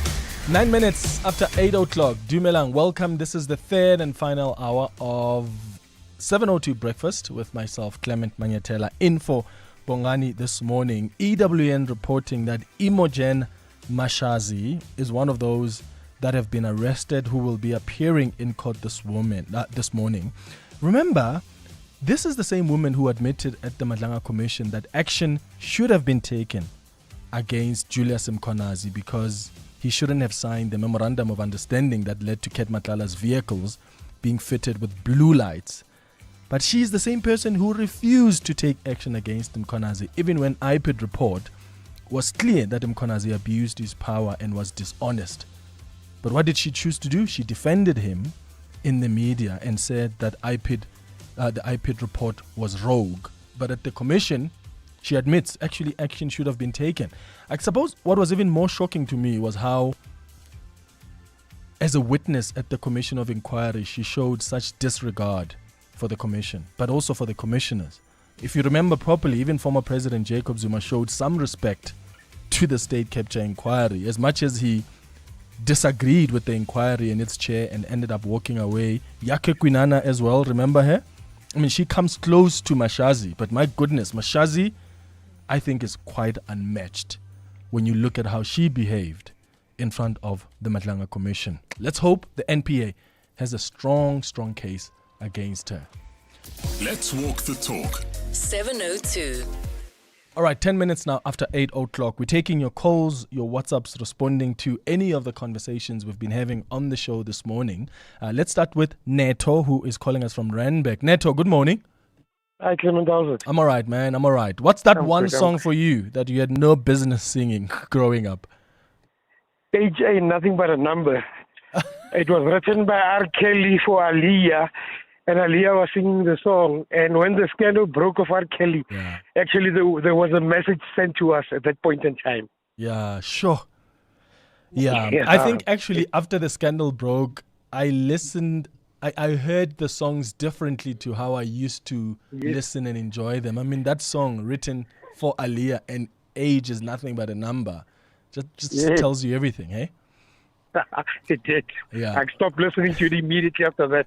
Okay, Neto in Randburg, thank you so much for your call. Komutso, you are calling us from Midrand. Good morning.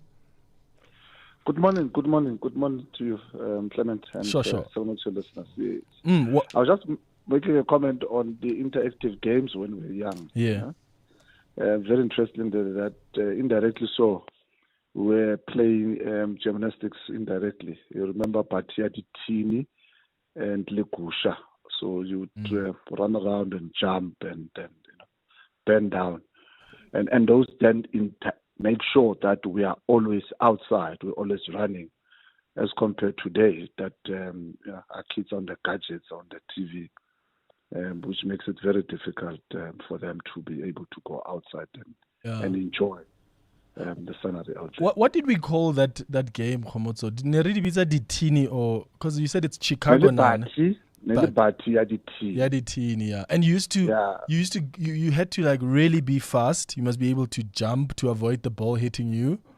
And I think at some point you must be able to cross over, like jump over the long island of those tins. Yeah, while you're still stacking them up, you must try to dodge the ball. Stacking them up, yes. Yeah. Oh, that was so fascinating. Yeah? Yeah. Ligusha, you go from your ankle. They move two people, one this side, one this side. They start from the ankle up to the neck. And when you all pass, you go to the knee. When you pass, you go to the hip. When you pass, you go your shoulder. You go neck. Yeah. You Wasn't go head. that thing painful on our necks? No. That string. It's elastic. It's soft on your. And we would stand in a way that wouldn't strangle your neck. Okay. Yeah. Oh, those were the days. What it does, it says, you must then able to take one of your leg and cross it over. Yeah. And it really does. Today it's called high jump, Yeah. That's true, Khomotso. We used to do gymnastics a lot growing up. Man, those were the days. Those were the days. I don't remember the last time I actually saw children playing these games that we're reminiscing about this morning. I don't. You don't see children, even when I go back home in the village. Yes. You don't see that anymore. Yeah, because they're sitting in their houses with their tablets and their cell phones, because children as young as 8 can have cell phones now. So, or if they're not sitting on their phones, then they're playing those video games on the TV. So. Oh, they're missing out, eh? Oh, they're missing out. Or maybe we're making them miss out. Because we have an opportunity to introduce them to those games. But the question is, would they be attracted to them? Is it Elsie who's calling us from Bramfisher? Good morning. Morning, Clement and the team. Yes, now I play with my grandson, Ludo. Mm-hmm. And hey, sometimes you win, sometimes you lose. It's just a game. So her loser, do they not cry? Yeah, he cries and I tell him, it's just a game. You can't win all the time. But come on, Elsie, you have to make him win at least one game. No, I feel sorry for him, but I tell him, hey, it's just a game. In life, you win, sometimes and you lose. Sometimes you win, sometimes you lose. That's the nature of life. Elsie in Bramfisher, thank you for your call. Morning, Claire. Mike in Orange Grove. Is it me only? I feel like there's a game being played by America, and this war is dragging, and like someone is playing around with all of us in this world. 1 minute, you're going to sign up an agreement. Boom, the next minute you're calling the others evil and idiots and everything else. Yeah, we are being played around and someone is benefiting it at the end of the day. I don't know whether it's me only, but I feel like this is something which is happening that in the whole world, nobody probably is raising up the issue. I don't know. It's tiring. This war is tiring because it's affecting us. You can't plan properly. You can't plan. One day fuel is down, the next fuel is up. Yeah. Morning, Clement. I think when it comes to the issue of states, Iran and the United States, I think what is really taking place here is that the United States wants to dictate who gets what and who has the right to what, while at the end of the day, Trump just said himself that these are bad people, they killed thousands. How many did they kill themselves in the last 23 years? So we all know that this whole thing is a proxy for Israel, and Donald Trump is a puppet in that. Well, thank you for your WhatsApps. Let's wait and see what happens next, because Donald Trump seems to say his negotiators must continue with the technical talks, but then on the same hand, he says, I don't think talking will actually help. So what does that then mean? And now that we're seeing these direct attacks against each other, that they're trading both Iran and the US, does that mean the ceasefire is now completely out of the window? And sure, we must think about what the consequences are for you and I, our pockets and our economies, eh? Good morning, Clement. Thank you for a wonderful show. My favorite hymn for all the time, all the years, is one. Ho ise hlompho le poko ho ntate le ho mora le ho moya o halallang jwale le ka mehla yohle. Thank you. Oh, that's a nice one. Hi, Clement and the 702 Landers. Tawiso here from Bryanston. Clement, hey man, you're taking me way back. Now we Rukhuletsogo Township, I think when we were in high school. So never those school songs. During assembly, we were singing whatever gospel songs, you know.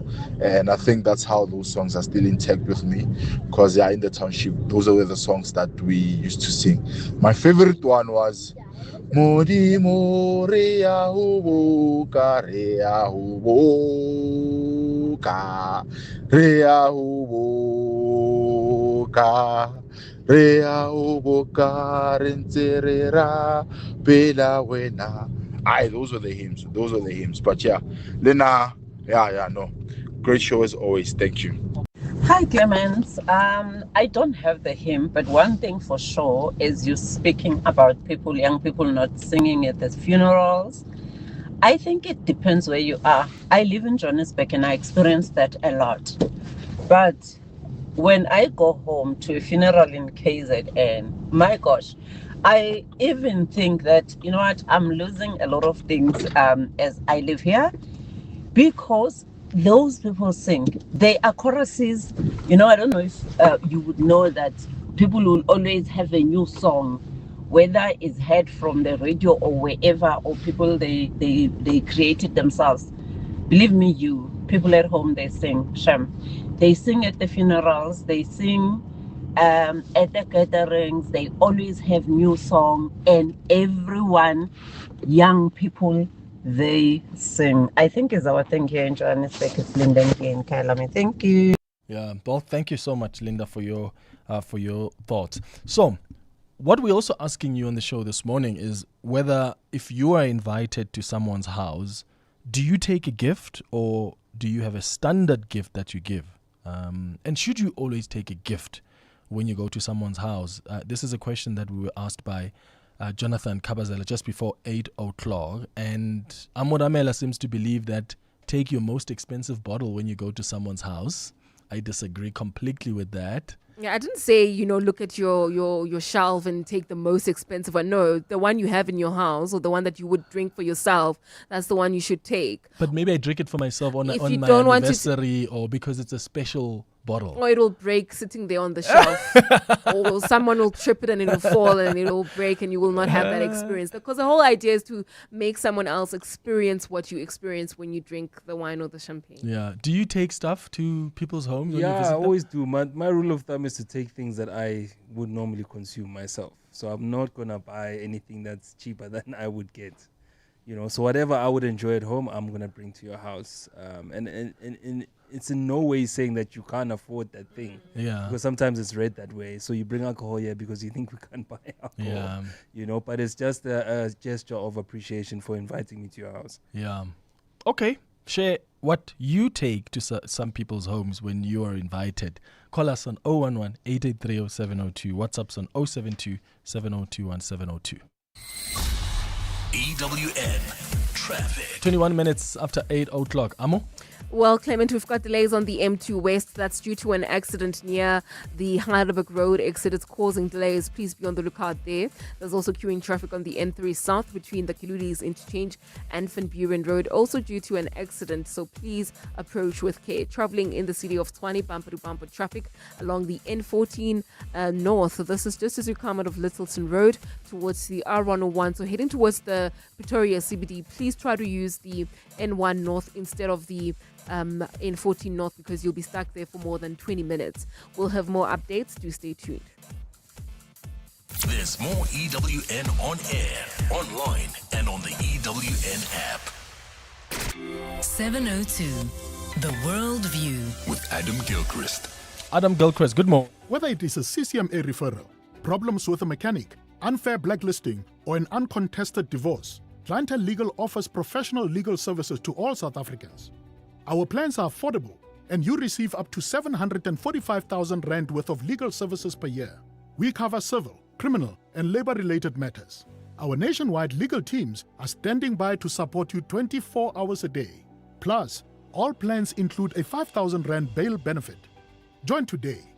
SMS legal to 48721. That's legal to 48721.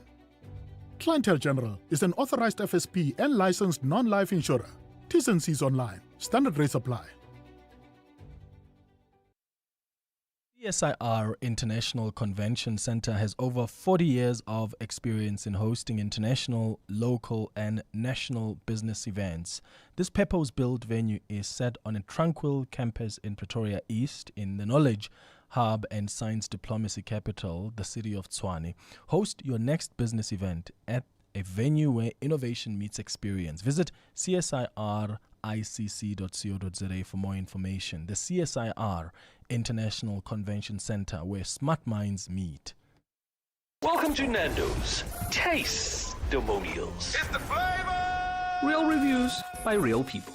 Nadine from Belito is no scallop, but she did call the flame-grilled half chicken in Nando's unique peri-peri recipe with a single side of your choice for $1.25 dope. Whoop, whoop, whoop, whoop, whoop. Okay, sorry. Relax, Nadine. The only thing we're busting here is your hunger. Okay? Nando's. Oh, what a place.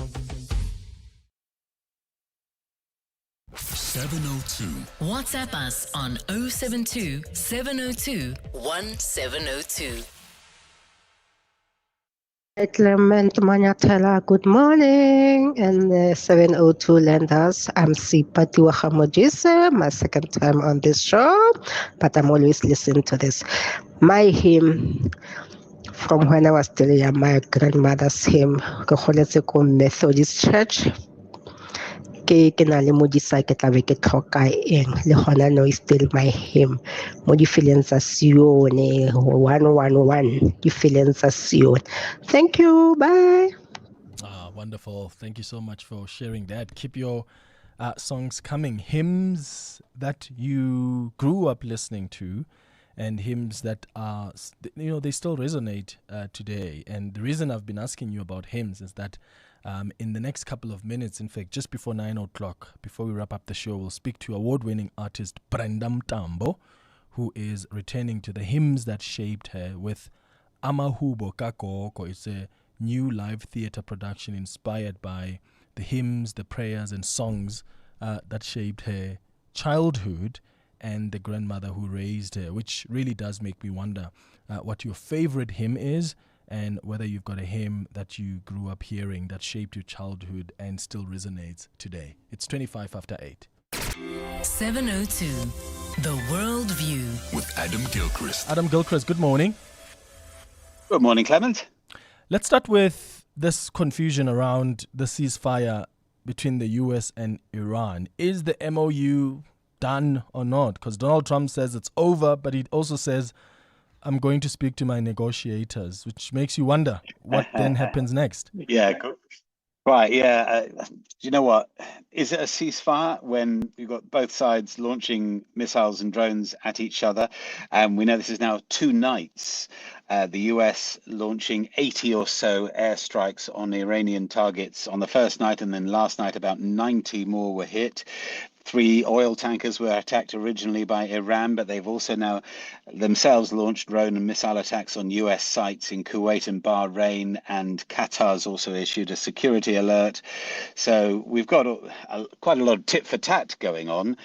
We kind of have got used to that. But Donald Trump talking about the Iranians as, quote, scum, sick people, cheats and liars, they're bad people, they're not worth negotiating with. I mean, wow, Mr. Diplomacy.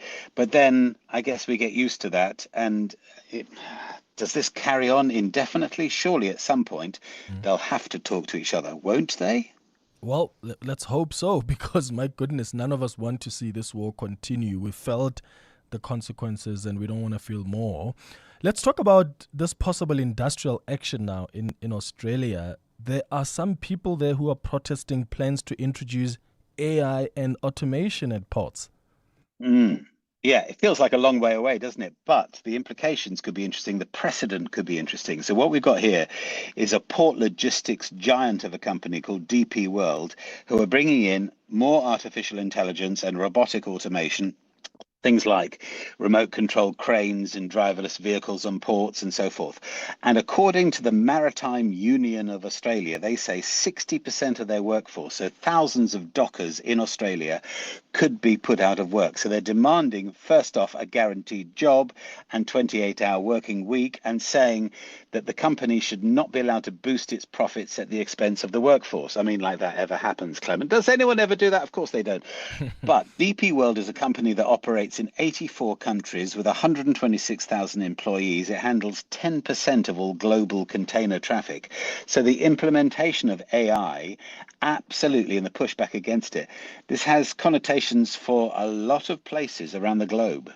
Yeah. Adam Gurkust, thank you so much. EWN Business. 28 minutes after 8. Moteo, De Beers is slashing diamond prices because of weak demand and growing competition. Yeah, the prices are not so shiny these days. Diamond producer De Beers has slashed its official diamond prices in one of its biggest price cuts ever as the industry battles weak demand and growing competition from lab-grown diamonds. The move brings De Beers prices closer to market levels after years of keeping them above prevailing prices. Now, previously, official De Beers book prices were kept at between 5 to 50% above prevailing market rates, but the miner has adjusted its strategy to address weak demand and market shifts. The cuts come as the company begins selling to a smaller group of selected buyers, a strategy that is aimed at strengthening its relationships with its biggest customers. De Beers' parent company, Anglo American, is also preparing to sell the business after years of disappointing performance. And IMF, they're lowering global growth forecast as this US-Iran war uncertainty continues. Yeah, as long as that uncertainty continues, global growth will be affected. The International Monetary Fund lowering its global growth forecast for the year, warning that conflict in the Middle East, higher energy prices and geopolitical uncertainty continue to weigh on the world economy. The IMF now expects the global economy to grow by 3% in 2026, down slightly from its previous forecast of 3.1%. Now, the lender also expects South Africa's 2026 economic growth to equal that of 2025 at 1.1%. Among major economies, the IMF left the United States growth forecast unchanged at 2.3%, while slightly lowering projections for the Euro area and Japan. Looking at the markets, a bit of a tighter one for the JSE yesterday, down nearly 2,000 points. Industrials, the only index ending in positive territory. Banking stocks were down 2%, with mining shares down more than 3.5%. The rand at this hour strengthening before the markets open at 9 a.m. at 16 Rand 36 against the US dollar, 18 Rand 70 against the euro, and 21 Rand 93 cents against the British pound. Price of gold at $4,091 an ounce. Platinum is up 1% at $1,604 an ounce, while Brent crude is now at $77 a barrel. Stephen Grotes with more this afternoon. 8:30, Sfiso has the latest in Eyewitness News. Good morning. Thanks, Clemens. Good morning. Cape Town has been rocked by two separate mass shootings that have claimed at least 7 lives. The gun attacks happened in Tafelsig in Mitchells Plain and Philippi East last night. The circumstances surrounding both attacks are under investigation. Lauren Isaacs has the details. 7 people were killed and 5 others were wounded in last night's shootings in Mitchells Plain and Philippi East. In the first incident in Tafelsig, shortly after 8 p.m., 5 men were standing outside a tuck shop when gunmen opened fire on them, killing 3 of them. About 20 minutes later, police responded to a shooting at a house in Marcus Garvey, Philippi East, where 7 people were shot. 4 victims between 17 and 20 years old were killed. The police's Andre Trout. Police deployments in the affected areas have been reinforced, with high visibility patrols and crime prevention operations being intensified. Trout says they're pursuing all available leads to identify and apprehend those responsible. Lauren Isaacs, Eyewitness News. Waste collection entity Pick It Up says the decision to ring-fence a large portion of its revenue will improve service delivery in Johannesburg. Over the past week, many areas across the city have seen rubbish piling up as Pick It Up faces a dispute with its workers and service providers. EWN recently revealed the entity currently has more than 2 billion rand in cash reserves that it cannot access due to administrative issues. Tabiso Goba reports. In the last financial year, Pick It Up generated 2.1 billion rand in revenue. However, much of that money was not reinvested back into the entity. The Johannesburg Mayoral Committee has approved a motion to ring-fence 70% of the entity's revenue. This means Pick It Up will be able to spend only 70% of the money it makes. Pick It Up CEO Bulelwa Njingolo says this is a welcome development. It would make a huge difference in that we will be able to prioritize whatever is due to our service providers. For instance, we know that the fleet that we are using is contracted, and our fleet is our enabler in terms of waste collection. Much of Pick It Up's aging waste collection trucks have passed their end-of-use lifespan, with Njingolo saying the entity needs about 800 million rand to fully replenish its fleet. Tabiso Goba, Eyewitness News. The SIU says arrests are imminent after uncovering corruption-related losses of up to 30 billion rand in the country's healthcare sector. Acting head Leonard Likheto says procurement irregularities were a major contributor, with significant losses identified at Tembisa Hospital. The health facility has come under scrutiny at the Madlanga Commission of Inquiry as it examines a network of corrupt tenders that allegedly enriched others at the expense of public health care. Likheto says the assets belonging to suspects have been frozen and a task team is working to build a watertight case before criminal prosecutions proceed. The arrests are coming. We have established Health Sector Anti-Corruption Forum, whereby in the forum we are working together with civil society, regulators and others so that we can come together and work together in terms of dealing with some of these malfeasance. Likheto says while whistleblowers are coming forward with information, many vulnerable patients remain focused on accessing healthcare rather than reporting corruption. In terms of the forum, the approach is the whole societal approach, because what happened is that the people that are doing corruption, we know they are staying with us in the community. So that's why I say let's come together, and in that way we are able to get information that can be easily passed on to law enforcement. And leading Zimbabwe opposition figures have vowed to challenge at home and internationally constitutional changes that allow President Emmerson Mnangagwa to extend his term by 2 years and scrap direct presidential polls. 83-year-old Mnangagwa signed the amendments into law on Tuesday after they sailed through Parliament, which is dominated by his ZANU-PF party that has held power since independence. The newly formed People's Coalition, made up of prominent opposition figures, has called on Zimbabweans to demonstrate while lawyers prepare to challenge the constitutionality of the new law. A fine day in store for Gauteng. The temperatures will peak at highs between 20 and 22 degrees. In the traffic, we've got an accident on the N1 North in the Midrand area. It happened right near Samrand Road. Delays from Olifantsfontein Road. And then in the city of Tshwane, we've got those huge delays along the N14 North right as you approach the R101. Please be on the lookout there. The top story this hour, Cape Town has been rocked by 2 separate mass shootings that have claimed at least 7 lives.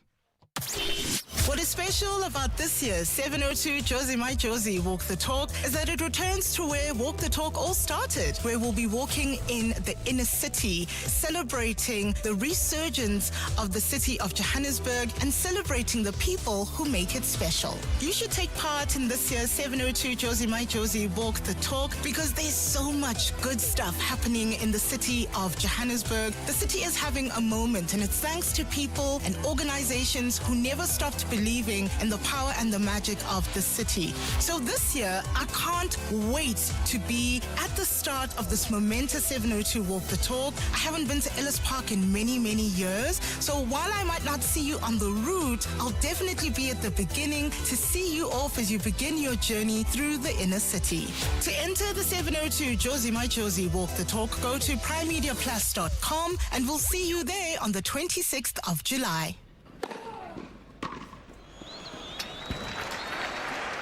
Sure, they aced it. The Championships Wimbledon experience with the Mzansi Advantage is back at Amex Tennistown Monte Casino between 11 and 12 July 2026. Enjoy VIP hospitality, the ultimate big screen experience, a kids fun zone, and so much more. Buy your tickets now on Howler and get 50% off on limited tickets when you use your Amex card. Tennis is better with Amex. American Express Cards is operated under license in South Africa by Nedbank, a licensed financial services and registered credit provider. T's and C's apply. When you're walking the 702 Josie My Josie Walk the Talk on Sunday, the 26th of July, keep your eyes open because Mazda is bringing wonder to the 8-kilometer route. There'll be 5 Mazda Wonder experiences, including a piano performance, a world of color, a bubble field, a Japanese garden, and the Mazda Wonder Hub. Visit one of the 5, then capture and share your wonder moment on Instagram, Facebook, or TikTok. Tag and follow at Mazda SA using hashtag Mazda SA, and you could win your share of 50,000 Rand. Mazda, where wonder awaits. T's and C's apply. At the 702 Josie My Josie Walk the Talk, snap and share any one of 5 Mazda Wonder experiences using hashtag Mazda SA to stand a chance to win a share of 50,000 Rand. 702. WhatsApp us on 072 702 1702. Morning, Manning, 702 community. Yo, I'm Catholic, guys. We sing. Shais Gopu. I know we sing. I've got Himbo, Yasi Zulu, Yasi Sutu. We even have them on our phones now, which is such a fancy thing. We have them on our phones, and no, we sing, we clap.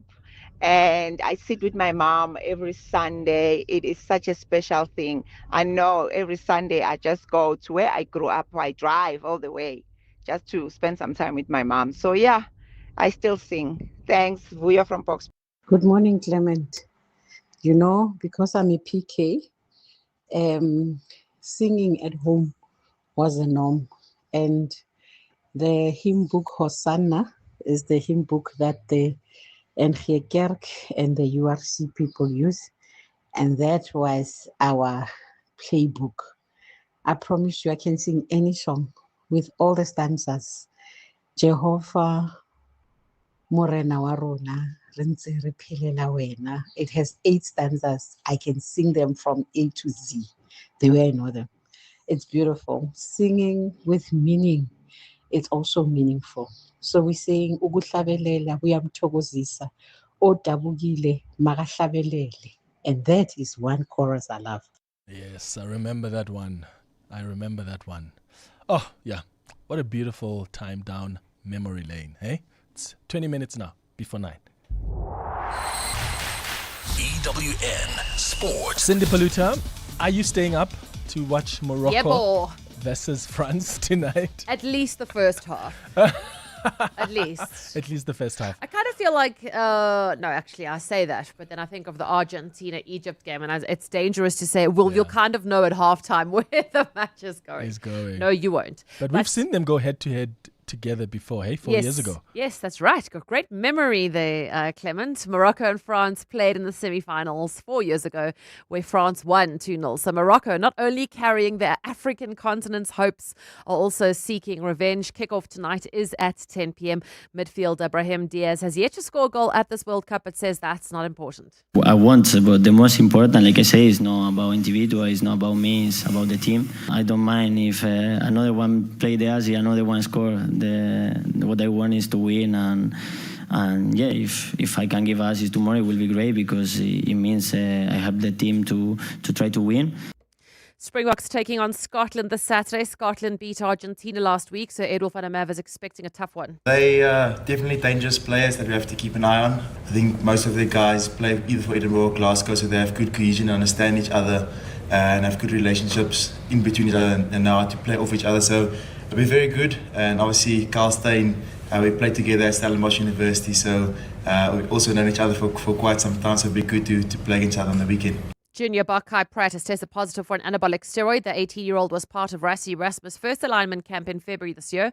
Pratt, who's still recovering from a serious ankle injury, was tested in April ahead of the Sanzar Under-20 rugby champs. The All Blacks, still without the injured Bowden Barrett to face Italy. There's 5 changes to last week's side. Coming in, there's Vai, Setiti, Lomax, Carter and Proctor, with 2 debutants on the bench, forward Anton Segner and wing Josh Murby. At Wimbledon today, the women's semi-finals, Coco Gauff playing Carolina Mukova. Here's Mukova in facing Coco. Well, she's just a great athlete overall, one of the best in the world in our sport. So she has a lot of weapons and she's a big fighter, which as well gives a lot of things to her game to make it awkward for me. Second semi-finals, Noskova against Kostiak. On the men's side today, no matches. Yesterday, Frey beat Kaboli to set up a semi-final with Zverev, which will be tomorrow. Cindy Paluta, Eyewitness News Sport. EWN Traffic. 8 minutes before 9 o'clock, Amoramela has the wrap of your traffic on 702 Breakfast this morning. How are we looking on the roads? Well, we still have delays, Clement, on the N1 North in the Midrand area due to an accident right near Samrin Avenue, causing delays from Olifantsfontein Road. And then if you make your way towards the city of Tshwane, please try to avoid the N14 North. We still have that major backup right as you approach the R101. Otherwise, try to use the N1 North towards the CBD. And then traveling on the M2 West in Village Main, we've got an accident right near Heidelberg Road causing heavy traffic volumes. Please be on the lookout there. More updates at the top of the hour. Do stay tuned. There's more EWN on air, online, and on the EWN app. Smart business moves save money. Switch to Outsurance Business Insurance and you could get a massive 20% discount on your business insurance premium. Here's Stephen from the Villa Rosa. I was with my previous insurer for 8 years and then I switched to Outsurance Business Insurance. I'm very happy with the premiums and switching was the best decision we ever made. Get a quote to switch and save today. Visit outsurance.co.za or call 0600 60,000. Licensed insurer and FSP. TCs and information online. Ready to go? No, can't.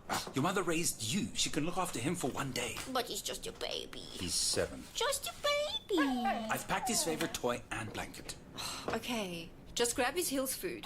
Always. We know that you only want the best for your small dog, which is why Hills has developed expert, science-backed nutrition to meet the unique needs of small dogs and help them live their best lives across their longer lifespans. Hills Pet Nutrition. Science does more. Light the fire this weekend with Checkers. We have everything you need to keep the braai and the gees going strong. Get deals like Farmstead pork rump, porterhouse or ribeye steak for only $99.99 per kilo. Championship boerewors, thick or thin, for just $109.99 per kilo.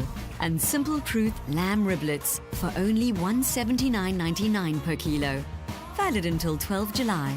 Only at Checkers. Coming up on the Clement Manyatela Show on 702.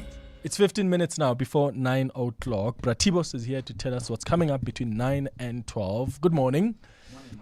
Teraso. Number one, thank you. What are we looking at today? Couple of things. Open line, 2 things. We will look at Imogen Mashazi, who's been ordered to present herself to the police. Implications on Ekurhuleni and shenanigans that have been reported that side, of course. But also, Clement, this month marks the birthday of one iconic South African, the late, great Nelson Mandela, on July the 18th. So we will be speaking about birthdays. Why do people expect us to give them birthday gifts on their birthdays? I mean, I'm not your dad. Why are you expecting a gift from me? Why is your birthday such a big deal to everyone else other than you and your family? The entitlement. I mean, also the commercialization that goes with it. Yeah. It should be something personal like prayer. I heard you speaking about hymns. Birthdays should be about Clement and the Manyatela family and not Thabo. What do I have to do with that? You know what gets to me? Yeah. Is when Thabo is celebrating his 30th or 40th and then invites us to a restaurant. And then Thabo wants us to pay for the food and the drinks. I'm like, okay, but it's your birthday. Like, yes. You know, I mean, it's different if you've got friends and you guys arrange it around that. These are your friends, your family. but to invite people to come celebrate you and them as and also they must pay. bazokhokha. Yeah. I And find that to be a bit weird. So we'll be chatting about that on the open line in between 10 and 11 hanging out feature. Jesse Clegg, we'll have a great conversation with Jesse Clegg. 11 o'clock, we will look at the repatriation center. In Musina, we'll speak to Parliamentary Portfolio Committee. We will also have a chat with Amnesty International because the committee says, no, there's nothing wrong with that center, but Amnesty International is crime foul. 11:30, we will then look at what Tebe Ikalafeng and some of them have been saying about rebranding Africa, because we are not only losing the reputational fight, but also opportunity, economic cost if Africa's narrative is seen as poor, corrupt, and just riddled with crime. All that and more between 9 and 12. All right, that's what's coming up after 9 Let's o'clock. walk the talk. 702.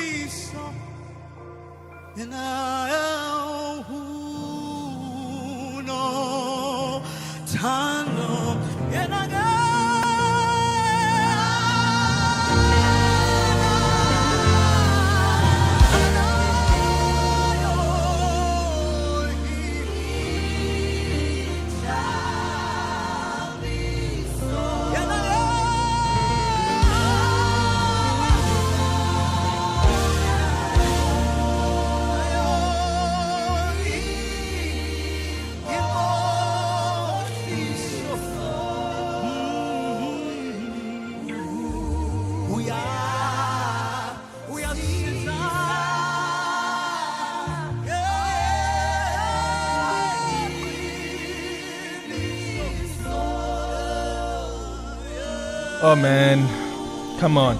So for many South Africans, the hymns sung by our grandmothers were more than music, right? They were prayers, they were lessons, comfort, and a way of passing faith and family traditions from one generation to the next. And award-winning artist Brenda Mtambo is returning to those roots with Amahubo Kakoko, a new live theatre production inspired by the hymns, the prayers, the songs that shaped her childhood and the grandmother who raised her.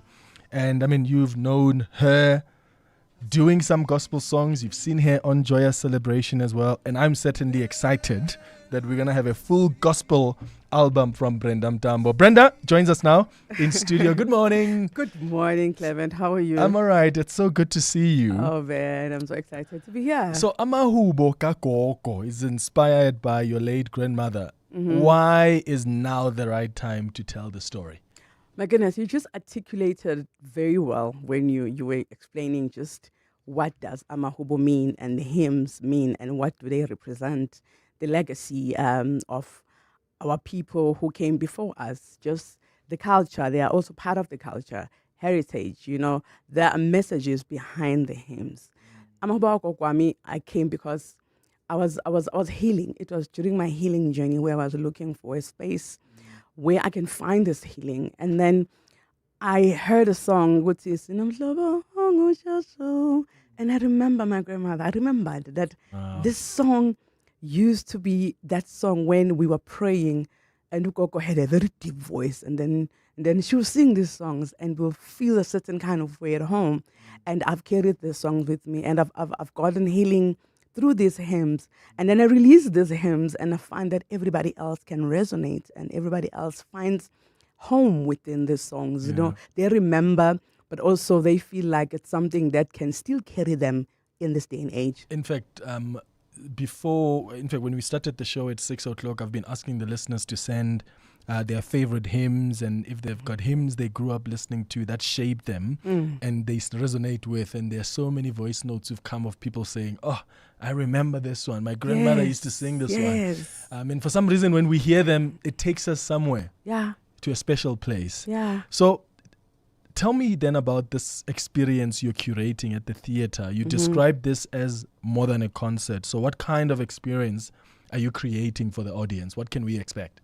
You know, you can expect revival, some sort of healing, remembering, but there's a sense of comfort and of fulfillment that you feel when you listen to this song, especially for people like me, people who have lost their mothers, their grandmothers, or they're missing them. You know, you find that sense of that healing, you know, of knowing that things are going to be all right. And I was talking yesterday that a lot is happening in our country. People are going through a lot, and we all need some sort of comfort, some sort of assurance, affirmation that everything is going to be all right. And what a great way to do that by going back to the basics, of spirituality, of faith, of community. I find that these songs also used to bring some sense of community. I remember where I come from. These songs, we didn't need any instrumentation. We can just hooba these songs together, and there's this kind of, I don't know, the atmosphere changes, and that's what's going to happen on the 18th. Oh, I can't wait for it. But are we going to get a gospel album at some point from you?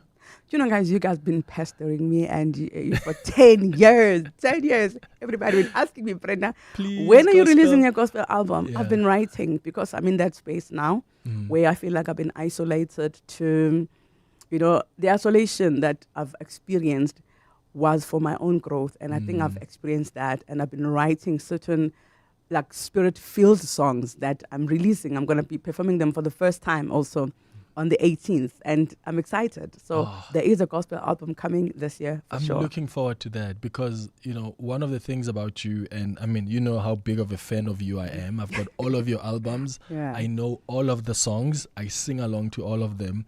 But one of the things I do is I'll go back to some of the gospel songs you've done in the past, whether with Benjamin Dube. That's one of my favorite songs you did at the concert with them, the last one, or a song you've done with Uxoli. Yes. And I've always wondered, I wish we could just have a full album where she just takes us through the beautiful gospel music.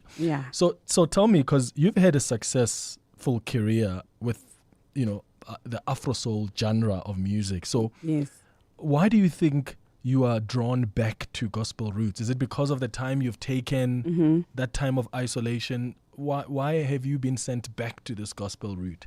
You know, I've always said, and I think I've had this conversation with you before, that I only write and perform music when I'm in a space for it. You know, and I everybody has wanted me to do a gospel album. Everybody tells me, I think you're a great gospel singer, you know, you'll be great in gospel.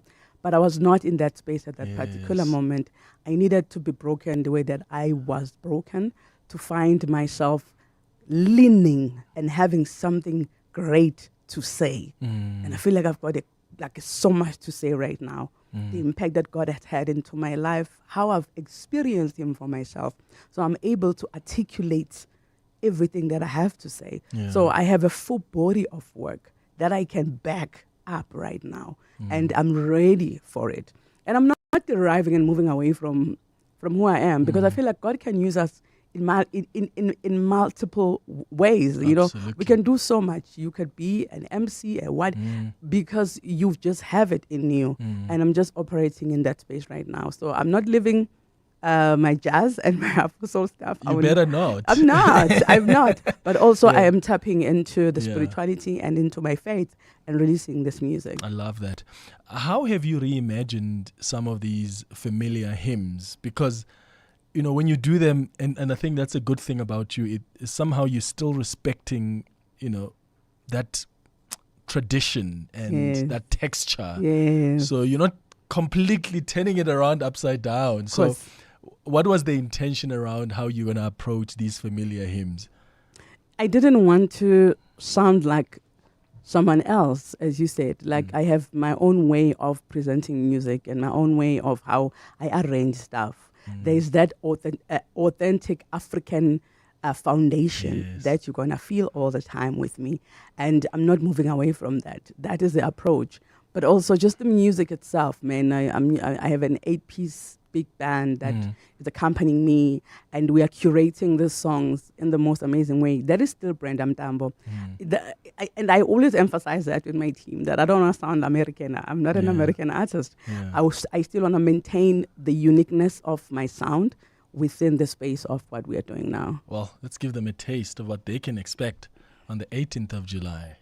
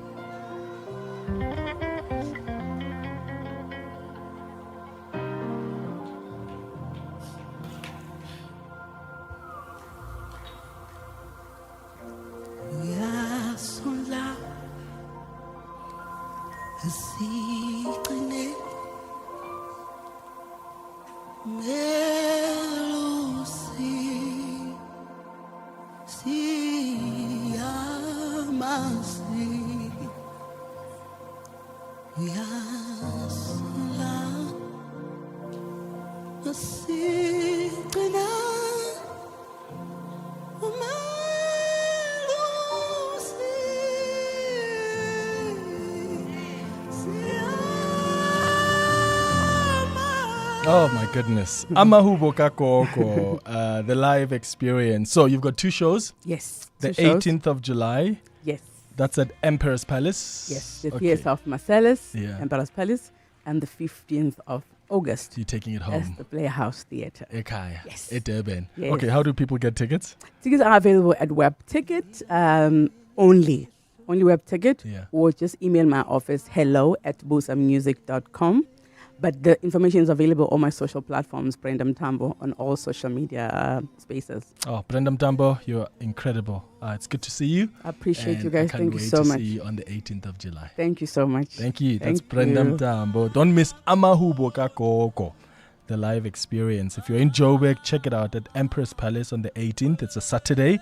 And if you're in Durban, she'll bring it home on the 15th of August.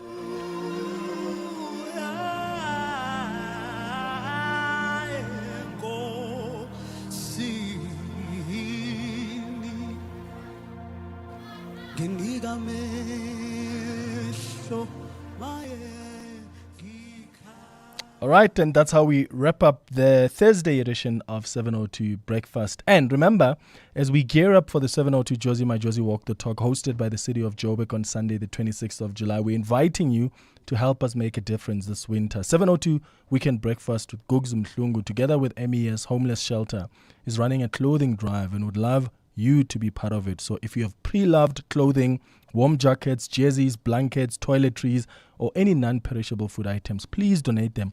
Drop your items off at the 702 studios here at 15 Fredman Drive in Sandton. Together, we can bring warmth, dignity to those who need it most. Every single item makes a difference. MES is a registered not-for-profit company that has been changing the hearts of inner cities in Johannesburg, Cape Town, Gqeberha, and Kempton Park since 1986. 702, let's walk the talk. Thank you for listening to the show. We'll be back tomorrow between 6 and 9. Have a beautiful day, my friends. Bye-bye. This is EWN. Good morning, I'm Sfiso Zulu. It's emerged that former disgraced Ekurhuleni municipal manager Imogen Mashazi is among 4 of the city's employees who've been arrested. The group, including the Metro's head of legal services, Kemi Bihari, was arrested.